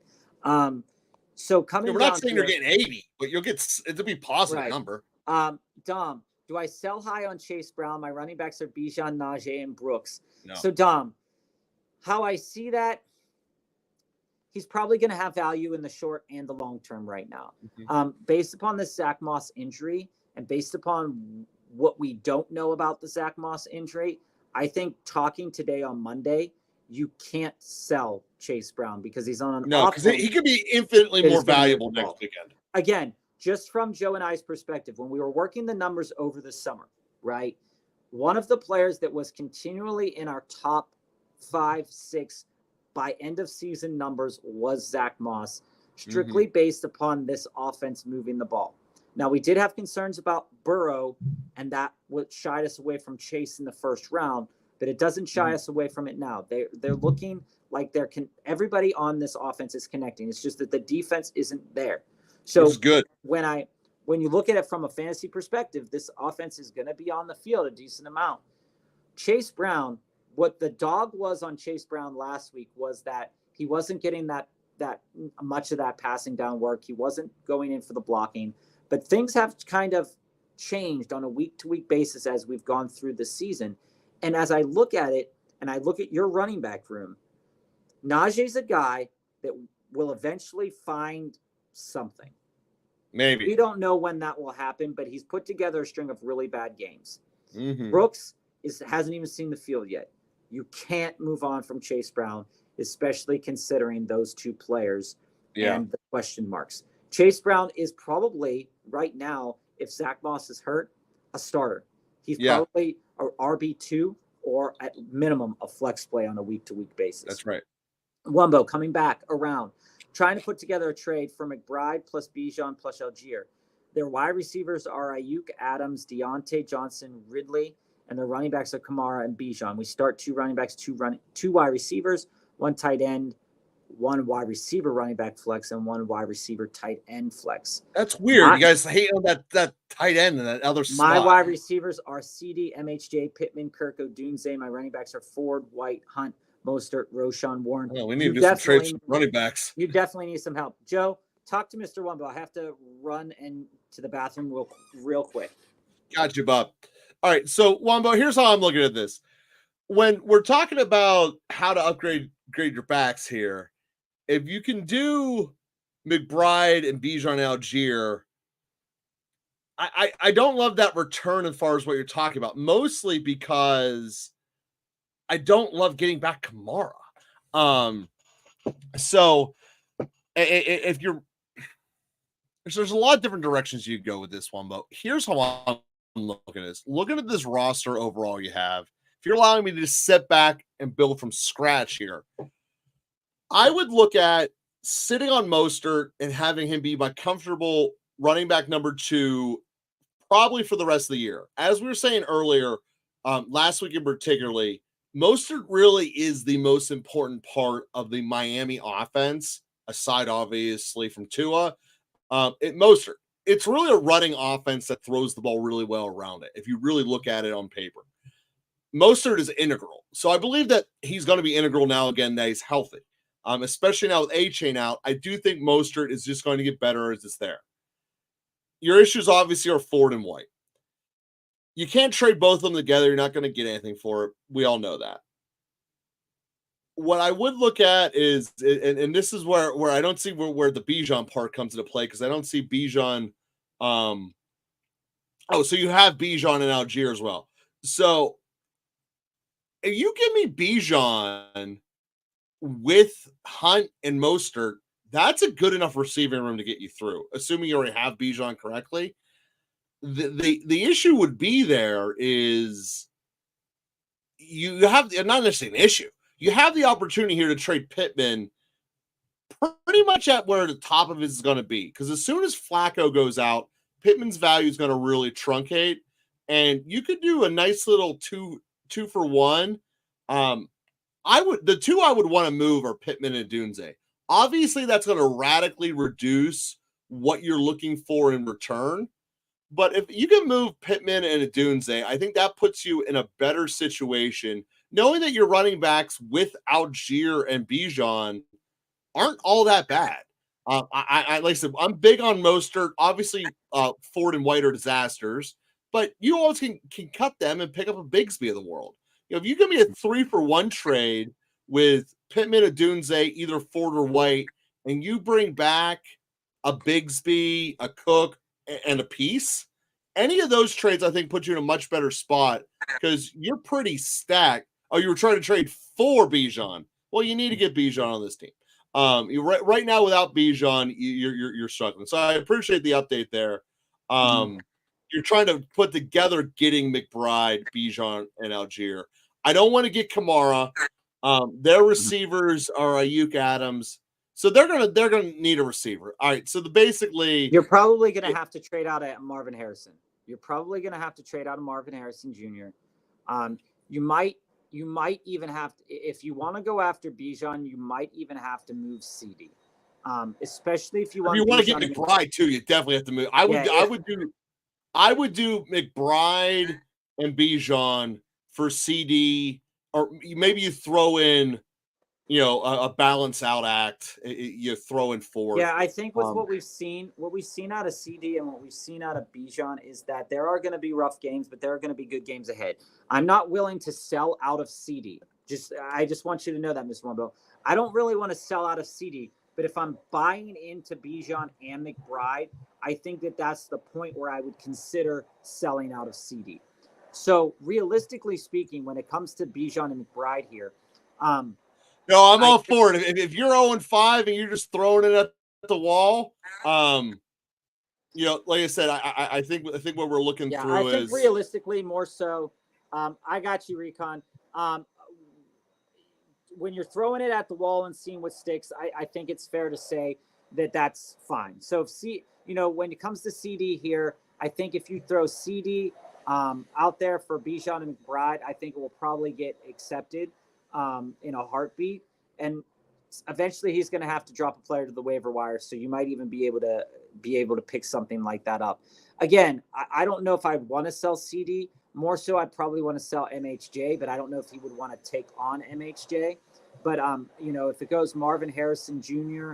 and let's say or Wombo, just start smaller. Yeah. Just do Pittman and Dunze and see if you can get a mid-tier back and that you can salvage this thing. And that's the other direction to go with this. London, before we get to your question here, I want to talk to Recon for a moment because Joe has to leave at 5:30, and I want to make sure Joe has time to talk about this. When it comes to this, Joe, you were on keeping Kyren. Yes. We'll talk about that. Okay, yeah. So the long story short is it's not anything that makes the Kyren situation so much more massive. Mixon coming off an injury. And let me back this up because I might have fucked this whole thing up again. And I apologize, guys, because I did this last week too. That's not Tyreek Hill. That's the one in Baltimore, correct? No, that's Tyreek. Well, then I want Tyreek, and I messed up in my response. Every time I read this, I keep reading Justice Hill because here's the thing. I am King Henry. So Justice Hill is the hill I keep reading. Please write out Tyreek from now on, or at least put T Hill. But yeah, no, if I can get Mixon and Tyreek, I'm doing that, no doubt. Sorry, Recon. Yeah, and Recon, to that end, sorry, guys. You're trading with a JD5, Gibbs, Mixon, Najee Mostert, Olave owner. I think like I said, before we get to this quick hit from Jonathan here, I think I would do this trade. And for me, Yeah. The reason why I do this trade, Recon, is that looking at your team and looking what it offers, I was big on Pickens going into this week. Pickens performed really poorly and then seemingly got benched somewhere in that game. I think better games will be ahead if Russell Wilson ends up being the quarterback, because Russell Wilson just throws bombs and Pickens is really good at catching bombs. So I do think that Pickens couldn't get open. He didn't get benched. He couldn't get open. I do think that Pickens is worth thinking about. However, you are trading Kyren at basically his peak value. He's a guy that could get 2 to 3 touchdowns a game based on volume alone. And there is going to be a point in time this year where these wide receivers are going to come back and the game scripts are going to flip a little bit. I think that selling Kyren and Corum gets you out of that backfield, which is fine, and you're moving into Mixon. Now, I would caution. And you're also trimming fat. I love it. I would also caution this, Recon, at the same point in time. I would do this trade right now if I had an idea of who I want to pick up in terms of waiver wire kind of additions.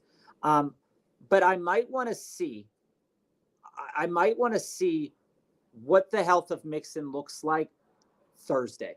If it's trending towards that he's going to play more, I would get the trade done this week.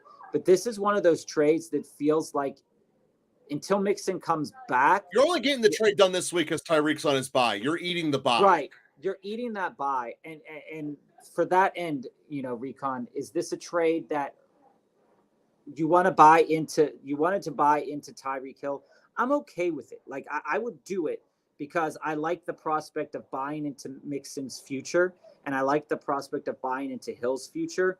And I don't think that Pickens, regardless of the quarterback situation, will spike a week like Hill once Tua comes back. And now that's all speculative based off of if Tua comes back and when he comes back. But I think in the short term and the long term, you do have a decent amount of players here that can kind of wave that off in that amount of time. And you're getting back a really good value in Mixon.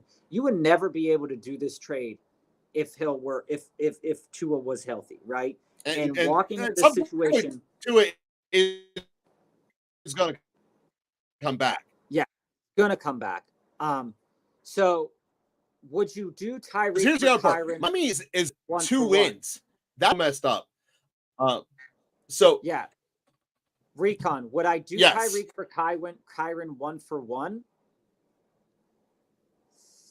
No. I wouldn't do Tyreek for the fact Mixon was there is why I would do 1-for-1. And would I swap Jaden Daniels for Josh Allen? We talked about this at the top of the hour, that there are teams where I think it's okay to trade Josh Daniels in to Josh Allen. And I think or Jaden Daniels into Josh Allen. And I think it's okay to trade Josh Allen out into Jaden Daniels. But for your team specifically, if I were to, I don't think you really need to do a whole lot of swapping here. I get why they want Kyren. But to be honest with you, Recon, I like how you're shooting for Mixon here. I'd want to see if I could shoot for Gibbs. I'd really want to think about shooting for Gibbs, and we can talk more about that tomorrow because we will be on tomorrow. And your trade really intrigues me a lot here. But I do want to. Sorry, guys, I do got to bounce, but Bob's got you. See you guys all tomorrow. I do want to talk to Camden here. So Camden, let me make sure there's no quick hits here left. Jonathan, quick hits. Adams and HN for Mixon and Mike Evans. I would do that. Jonathan. There's a lot of value in Mixon this year. A lot of value still left in Mike Evans this year. A decent amount of value in HN. And Adams' value, we don't know. He's at least going to probably not play in the next couple of games. I would do that, Jonathan. It does make your team better. London, we got you. Yeah, I hear that, Recon. I understand. So, yeah, I would definitely consider doing that trade. And we can talk more about it tomorrow because let it simmer for a little bit.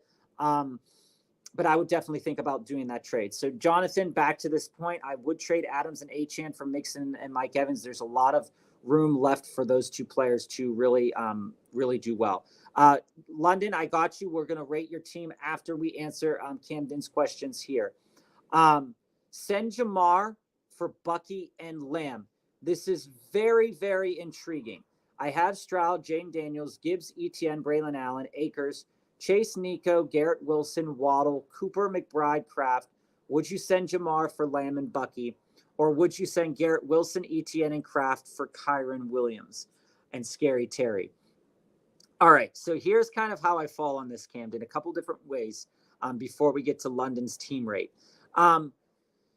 With an injury to Nico, and like we shared a couple weeks ago, the schedule for Chase over these last couple of games was so good, like so good. And trading into Chase when we were suggesting a trade into Chase, I mean, or trading out of him, depending on how you felt, was interesting, right? So they have Giants, Cleveland, Philly up on their next 3 games. I don't trade out of Jamar Chase right now. I know he has a lot of value right now. I just don't trade out of Jamar Chase right now. I do understand you wanting to trade into CeeDee Lamb, but I just don't trade out of Jamar Chase right now. I like the back end of getting Bucky on the back end of that as well, because I do think Bucky's going to have a really great season coming down the pipeline. But looking at your team with Gibbs as the headliner here, Etienne is serviceable enough. But when we look at this trade right here, Camden, Garrett Wilson is going to have a couple good weeks coming down as well. The next 3 or 4 games for Garrett Wilson look like they're going to be stellar matchups for Garrett Wilson. And like Joe said, if the wheels fall off for Aaron Rodgers, this could quickly turn for Garrett Wilson in a heartbeat. So that's something to keep in mind.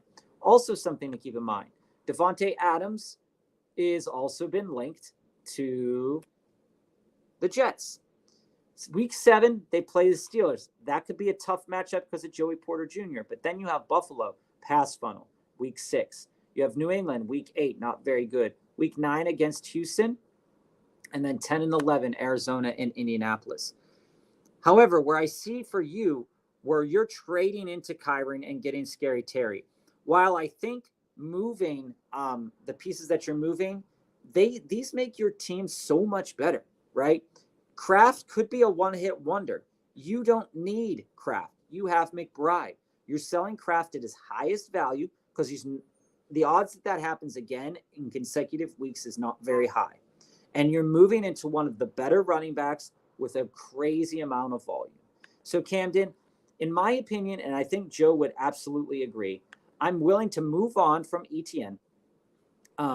Granted, the situation with the injury, he could come back and have a couple good games over the course of the season. But I really want to move out of Etienne right now. You're moving out of Garrett Wilson, whose quarterback situation could get a little leery as injuries start to mount up for Aaron Rodgers over the course of the season. And you're moving into a guy like Kyron, who, while he hasn't experienced injuries himself consistently yet, you're looking at and you're saying, okay, he's the workhorse. Week 2 was basically an aberration. What happened in week 2 wasn't what we were going to get. Now, when you look at the touchdown markets, he's already up to 6 touchdowns.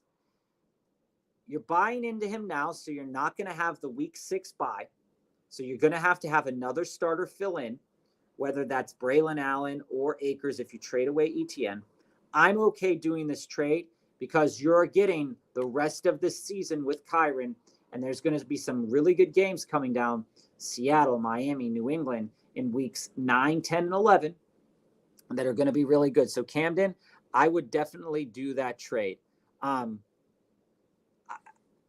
I would send that offer for Kyron. And I can understand getting CD now, Camden. But when I look at it and I see your team, I don't want to trade out of Chase.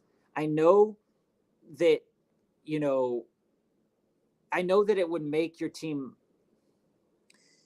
And here's why I wouldn't want to do it. If I'm sending this trade right here, I would see if this gets accepted first, right, Camden?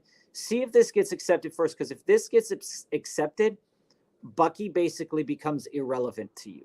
While he's going to probably have a good season, he becomes irrelevant to you in terms of, your week-to-week lineup starters to a degree. And I think that, because then Bucky would feed into your back end flex spot, Camden. And Lamb and Chase, for me, over the long term of the season, are probably going to output similar-ish numbers. I have Jamar Chase a little bit ahead right now based off where he's at right now. But I think more so what I'm looking at here, you're getting better value back in this trade. And I think that everybody in the chat can chime in on these two trades too, Camden. But here it feels like you're getting way more value. And here it feels more like a lateral move with a slight upgrade on the back end. Here it feels like you're getting way more value. And we can talk more about that tomorrow as well if you have not yet made that trade. London, we're here for you. We've got you. Yeah, Recon, we'll talk about that. So coming out here, London, Daniels and Burrow, love that. Chase, Tyreek, love Jamar Chase. Tyreek is definitely a question mark right now. JT and Derrick Henry, can't go wrong with Derrick Henry. Bowers in the tight end position. The flex is Reed, Godwin, Deontay Johnson, Brian Robinson, Khalil Shakir combination, Brandon Aubrey, 8-man league, 3-2. Anything I should do? I'm worried about JT's injury as well, London. I'm definitely worried about JT's injury as well. So where I fall on this, London, I'm going to give you a little bit of a deep dive here. For anybody in the chat right now, if you want a quick hit comment, just type in QH before your question, and we'll just get to it really quick. And if you want to follow up deep dive, we can just say deep dive. If you have a question, you want us to go right into it right away, just type in DD with your question. What I see here, 8-man leagues, teams tend to be really, really, really, really, really, really strong. Really strong. And so when it comes to the flex position, you've really got to nail it. And I'm in an 8-man league with Joe. It's a home league. It's an auction league. We've been doing it for a long time. We have big rosters, 2 quarterback starters, then all your regular stars, and then defense. As it stands right now, I am concerned about JT's injury as it's the same leg that this happened to last year. I think you have a solid enough group of players to pull you through that injury, depending on how Brian Robinson's health continues to go through the course of the season. I think in terms, if you're not in a 2-quarterback league, London, I think one of those quarterbacks is tradable. I'm sure somebody's rolling out a terrible quarterback somewhere along the line, or somebody's rolling out a Kirk Cousins and now they're flying high after a 500-yard game. I think that what I would try to do is I would try to move one of those quarterbacks if possible, downgrade a little bit at the quarterback market and upgrade a little bit at the running back market. Because I think right now you're comfortable at wide receiver, and I think you should be comfortable at wide receiver. Chase and Reed, while Tyreek is doing, while the Miami offense is doing things that we don't think they should be doing, I think that Jaden Reed and Chase as your starters is really comfortable. I also think that Godwin is comfortable in my flex based upon his usage. And I also think that Brian Robinson is a nice substitute right now as it sits in the season for JT. So where do I see a trade possibly happening at? I think that if you are moving on from one of those quarterbacks, take the quarterback that you see as having maybe a little bit of a less than profitable schedule for you in the future and moving him into a running back. I'm sure looking at people's rosters, London, I'm sure you have somebody sitting there. I got you, Recon. I'm sure I see a team sitting out there with Cook and Mixon. You could probably buy into Mixon. His injury is probably very, very similar to the recovery process that JT is going to face. I'm willing to buy into the Joe Mixon market right now. As it goes as well, London, looking at owners in your league, at least in the short term. Again, this is just in the short term. I'm willing to buy into the Chuba Hubbard. And I think that Chuba Hubbard is a definitely a start with JT's injury happening. And I'm also willing to buy into the David Montgomery and conversation and Jahmyr Gibbs. You have the type of players that can move you up. So if you're looking as a rate, I'd give your team as it stands right now a solid 8.5. based upon the output that you've gotten so far this year. And in terms of the future, I think that you can move on from one of those quarterbacks. And I think you could probably package in Deontay Johnson because, again, Andy Dalton's good enough. But when Bryce Young maybe comes back in and plays, we saw at the end of the game they were willing to get him hurt instead of Andy Dalton. We don't know truly what the Deontay Johnson true value is right now. So I'm willing to sell Deontay Johnson. I'm willing to sell one of your quarterbacks. And I'm even willing to sell Chris Godwin or Brian Robinson if I felt the need to upgrade that JT, if I felt concerned about JT's future this year. And you could go out there. Chuba Hubbard, even though he's put together a really good season, might not cost you a lot right now because the impending return of Jonathan Brooks. David Montgomery's not going to cost you a lot right now. People are sleeping a lot on David Montgomery. And even if you wanted to buy into Breece Hall, you do have the player capital to buy into Breece Hall. So going to get to a couple of quick hits. And then we'll get back to some of the questions here. Tyreek and Mixon have brutal playoff schedules. Would you still do the trade considering this? That's the other piece, Recon. When we go back to your trade, let me go up here. That's my kind of the kind of thing that you have to think about when it comes to the trades here. And that's why, my initial go is to say, yes, Kyron had, yes, you can move on from Kyron if you're moving into Mixon. But the schedule matters. The schedule does matter, Recon. So am I as comfortable with it? No. But again, this is more so a thing against Pickens than it is against Tyreek Hill or Joe Mixon. And it's not at all against Kyron because Kyron's getting the volume. And so we can talk about that more after a little while, Recon.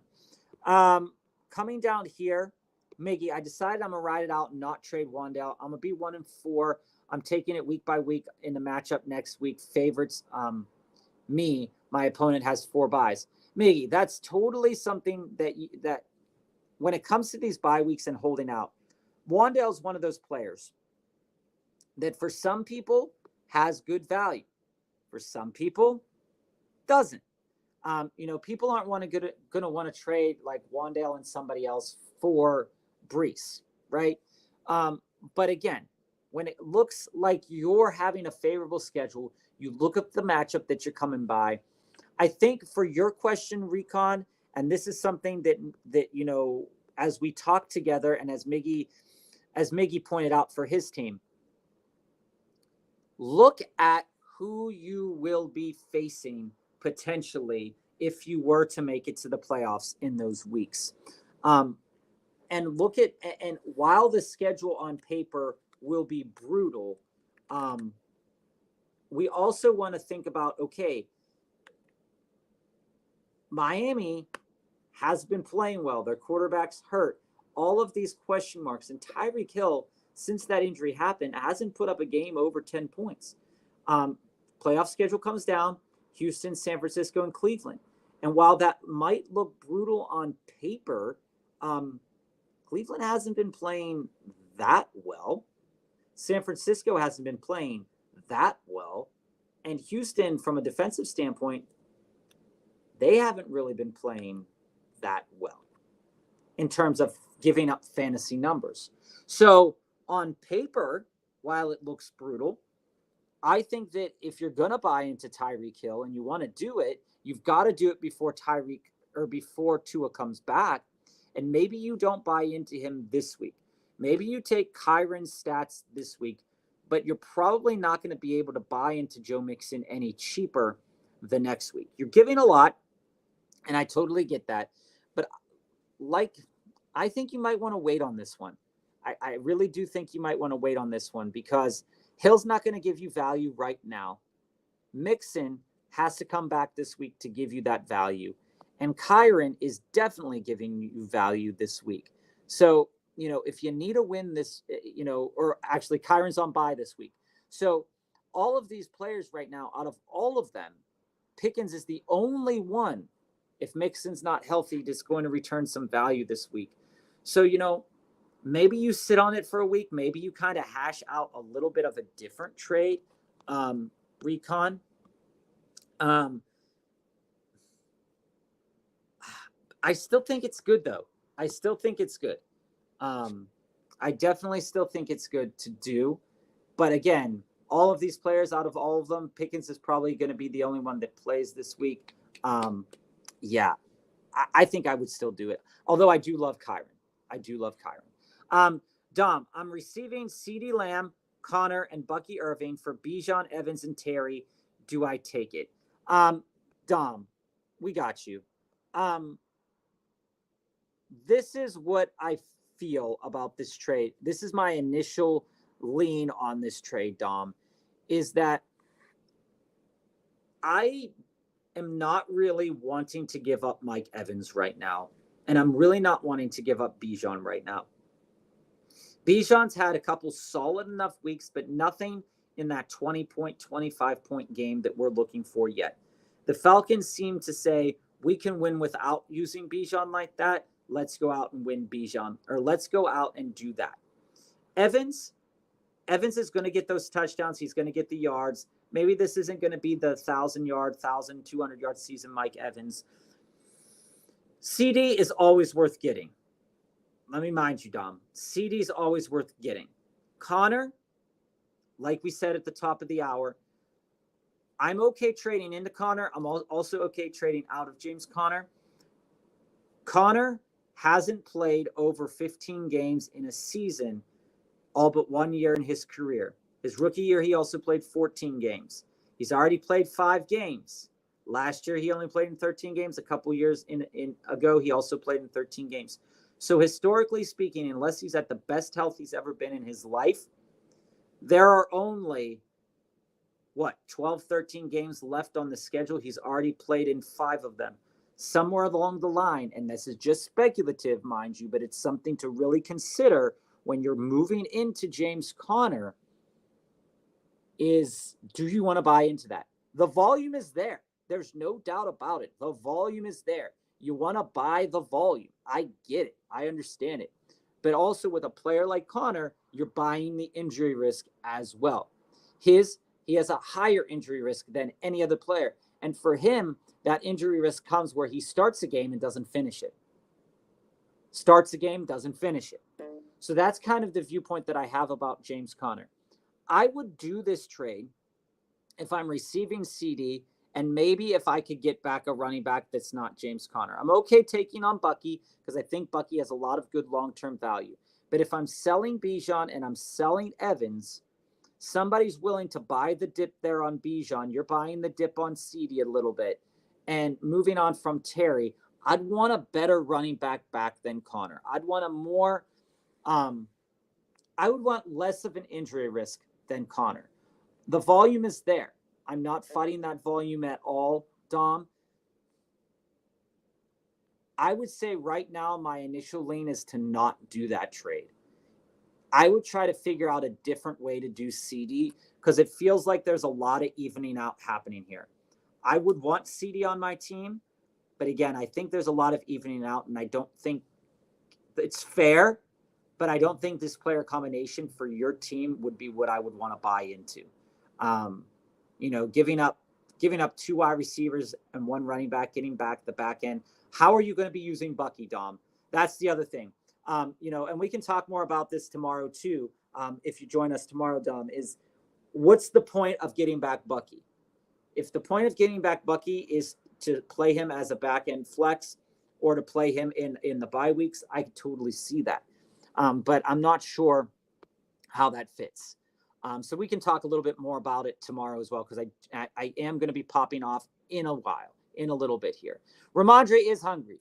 I mean, you look at Ramondre, not on the best team, though. Not on the best team, though, Smitty.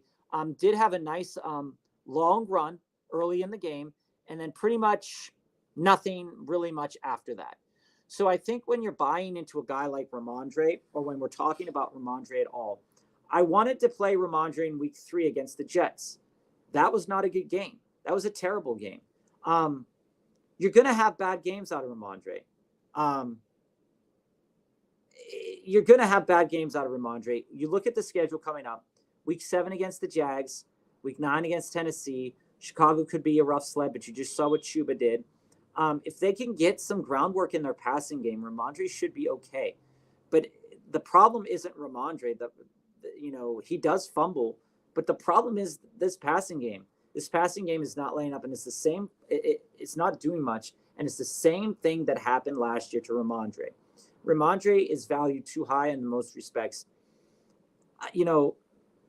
And he also has a week 14 bye. He's one of those players, Smitty, that I could sell it.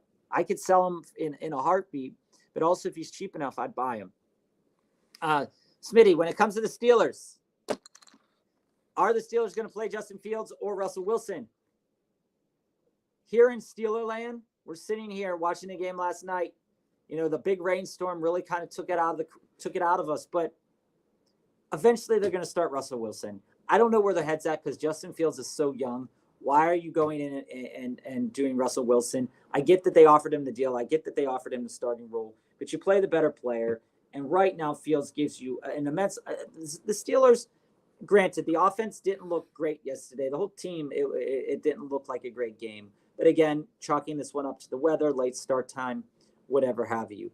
But Fields, we know what Fields is. And if they can develop Fields and fit an offense around him, I don't see how you play Russell, but I get it. I get why they want to do it. In PPR, my 4 Mostert plus Kincaid plus Pittman plus Kirk for their Bijan, McBride, and Algier. I'm starting Pittman and Kirk, so they'd be replaced with a mix of Hunt, Odunze, Warren, Bigsby. They have no running back depth, only Bijan and Kamara and Algier. And their wide receivers are Ayuk, Good, Leggett, just got off waiver wire, and hurt, Deontay, and Adams sitting out Ridley. Trying to give them a bunch of running backs, mid running backs and wide receivers to fill out their roster. I think realistically, I see what you're going for here. I also think that you're giving up a decent amount, Mr. Wumbo. And anybody in the chat can also work through this with us. Is Ford is worthless. So I get giving up Ford. Mostert does have value, and Joe can talk to you a little bit about Mostert tomorrow if you join us tomorrow, Mr. Wumbo. And Kincaid, Pittman, and Kirk are fair enough to give off in this trade. Pittman's going to have value as long as Flacco's there. That's for sure. Kirk, realistically, Christian Kirk, with what we saw to BTJ is the player to own in Jacksonville. He's absolutely the player to own in Jacksonville. And when it comes to Christian Kirk, he's going to put up decent enough stats over the course of the whole season, especially in PPR. 4 targets, 88 yards last week. The last 3 games above 10 points in half PPR. That's all solid. His bye week comes week 12. Chicago's going to be kind of tough. New England will probably be kind of easy. Green Bay, Philly, Minnesota, Detroit. Minnesota is one of the teams that offers a lot of passing opportunities. So definitely something to think about there. BTJ is probably going to smash there. When I see this trade, I could see him accepting this, but it definitely weakens your team substantially here. Definitely saved his dead ass. I agree with you. And the targets, depending on where they come, I'm more talking about week 3 and week 4, where he was getting 10, 12 targets. But he could have had a stat line like he had week 1 very easily, Mr. Wumbo. So I get it. I'm looking at this trade a little bit more. And as I see it, putting your team in this position, you're moving forward Mostert and you're moving 2 of your starting wide receivers. Where I would say, and where I would ask you, is Pittman doesn't have value without Flacco, realistically speaking. Kirk, again, is going to have those games where BTJ smashes and is going to have those games where he does realistically okay. You're giving up a lot to get a little back, but this is the type of deal that trims a lot of fat off of your roster. While I don't want to move Mostert, I think for your situation, Mostert's kind of the piece here that really allows you to kind of get this trade going. You're giving up a lot, and they're probably going to have to drop, 2 players to make this deal happen. And in the interim, I think it's fair enough that Bigsby becomes a starter on your team. And looking at your team, for anybody who hasn't looked at your team, Wumbo, 0-5, and that happens. You're sitting here with your running back situation: CD, MHJ, Pittman, Kirk. You're starting CD and MHJ. So I mean, yeah, I'd do that. I would do that. And I think that you've offered enough that the person begins to consider it. Maybe they don't want to move on from Bijan, but they will definitely consider it knowing their injury situations. I hope this trade happens for you. I would rather swap White with Mostert, but I can understand why you want, the usages in both of these running back situations are going to be more unique than some other situations in the league. White offers a floor of about 7-ish points. We haven't seen what his ceiling could be. I'm really off of White. Mostert can offer you a really high floor and a lower ceiling. Mostert could be anything, right? He could be anything. It might make them think. That's the point, right? I would like to keep Mostert, but Mostert's the piece here that would make that person say, okay. They might counter back with no Algier. They might not want to give up Algier if they're giving up Bijan, but this is enough to make them think, especially knowing that their injury situations. Leggett injured, Adams sitting out, Ridley, absolute garbage right now. This is a trade that would make them think. They'd say, oh, this makes my team a lot better. You trim that fat from your roster, and you go out and get a player that has the upside of 20 plus points a week while getting all those question marks out of the room. I think I'd do this, Mr. Wumbo. And I think that, check back with us tomorrow, because I know that Joe's going to have an opinion about this. But right now, as it stands, I think this trade, knowing your team, and as long as it's this team that I just put up back on the board, Wumbo, I think that it's fair that this type of deal is something that would get considered. I also think that, the team that has Evans and Diggs and Wandale, they're probably not willing to trade.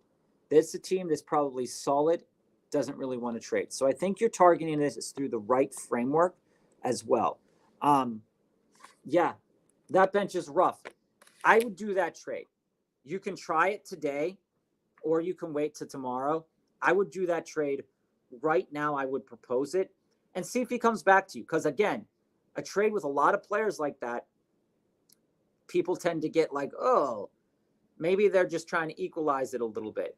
You might get countered, and I think it's worth getting countered, because a trade like this, while it has a fair shot to get accepted because of the quantity of pieces and it makes sense for the injury, there's a good chance that they might not want to trade Bijan for that combination of players.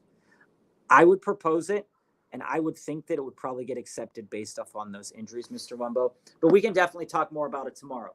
So, team players, thank you for the episode today. Click like and subscribe. We'll be back tomorrow around 3:45. We'll be back Thursday and Wednesday. So Tuesday, Wednesday, Thursday this week. We thank you. We appreciate you. We hope that doing quick hits and deep dives has helped us a little bit more, and we'll be with you tomorrow. You're welcome, Mr. Wumbo. And for anybody, if you have somebody, not your league mates, who would benefit from joining our conversation, we value your opinions. We hope that you value ours. And so as we go through this week, we hope we can get a couple of wins. Tomorrow, we're going to talk about trades. We're also going to talk about waiver wires, all that good stuff coming at you tomorrow. So thanks, team players, for joining us, and we'll see you again tomorrow.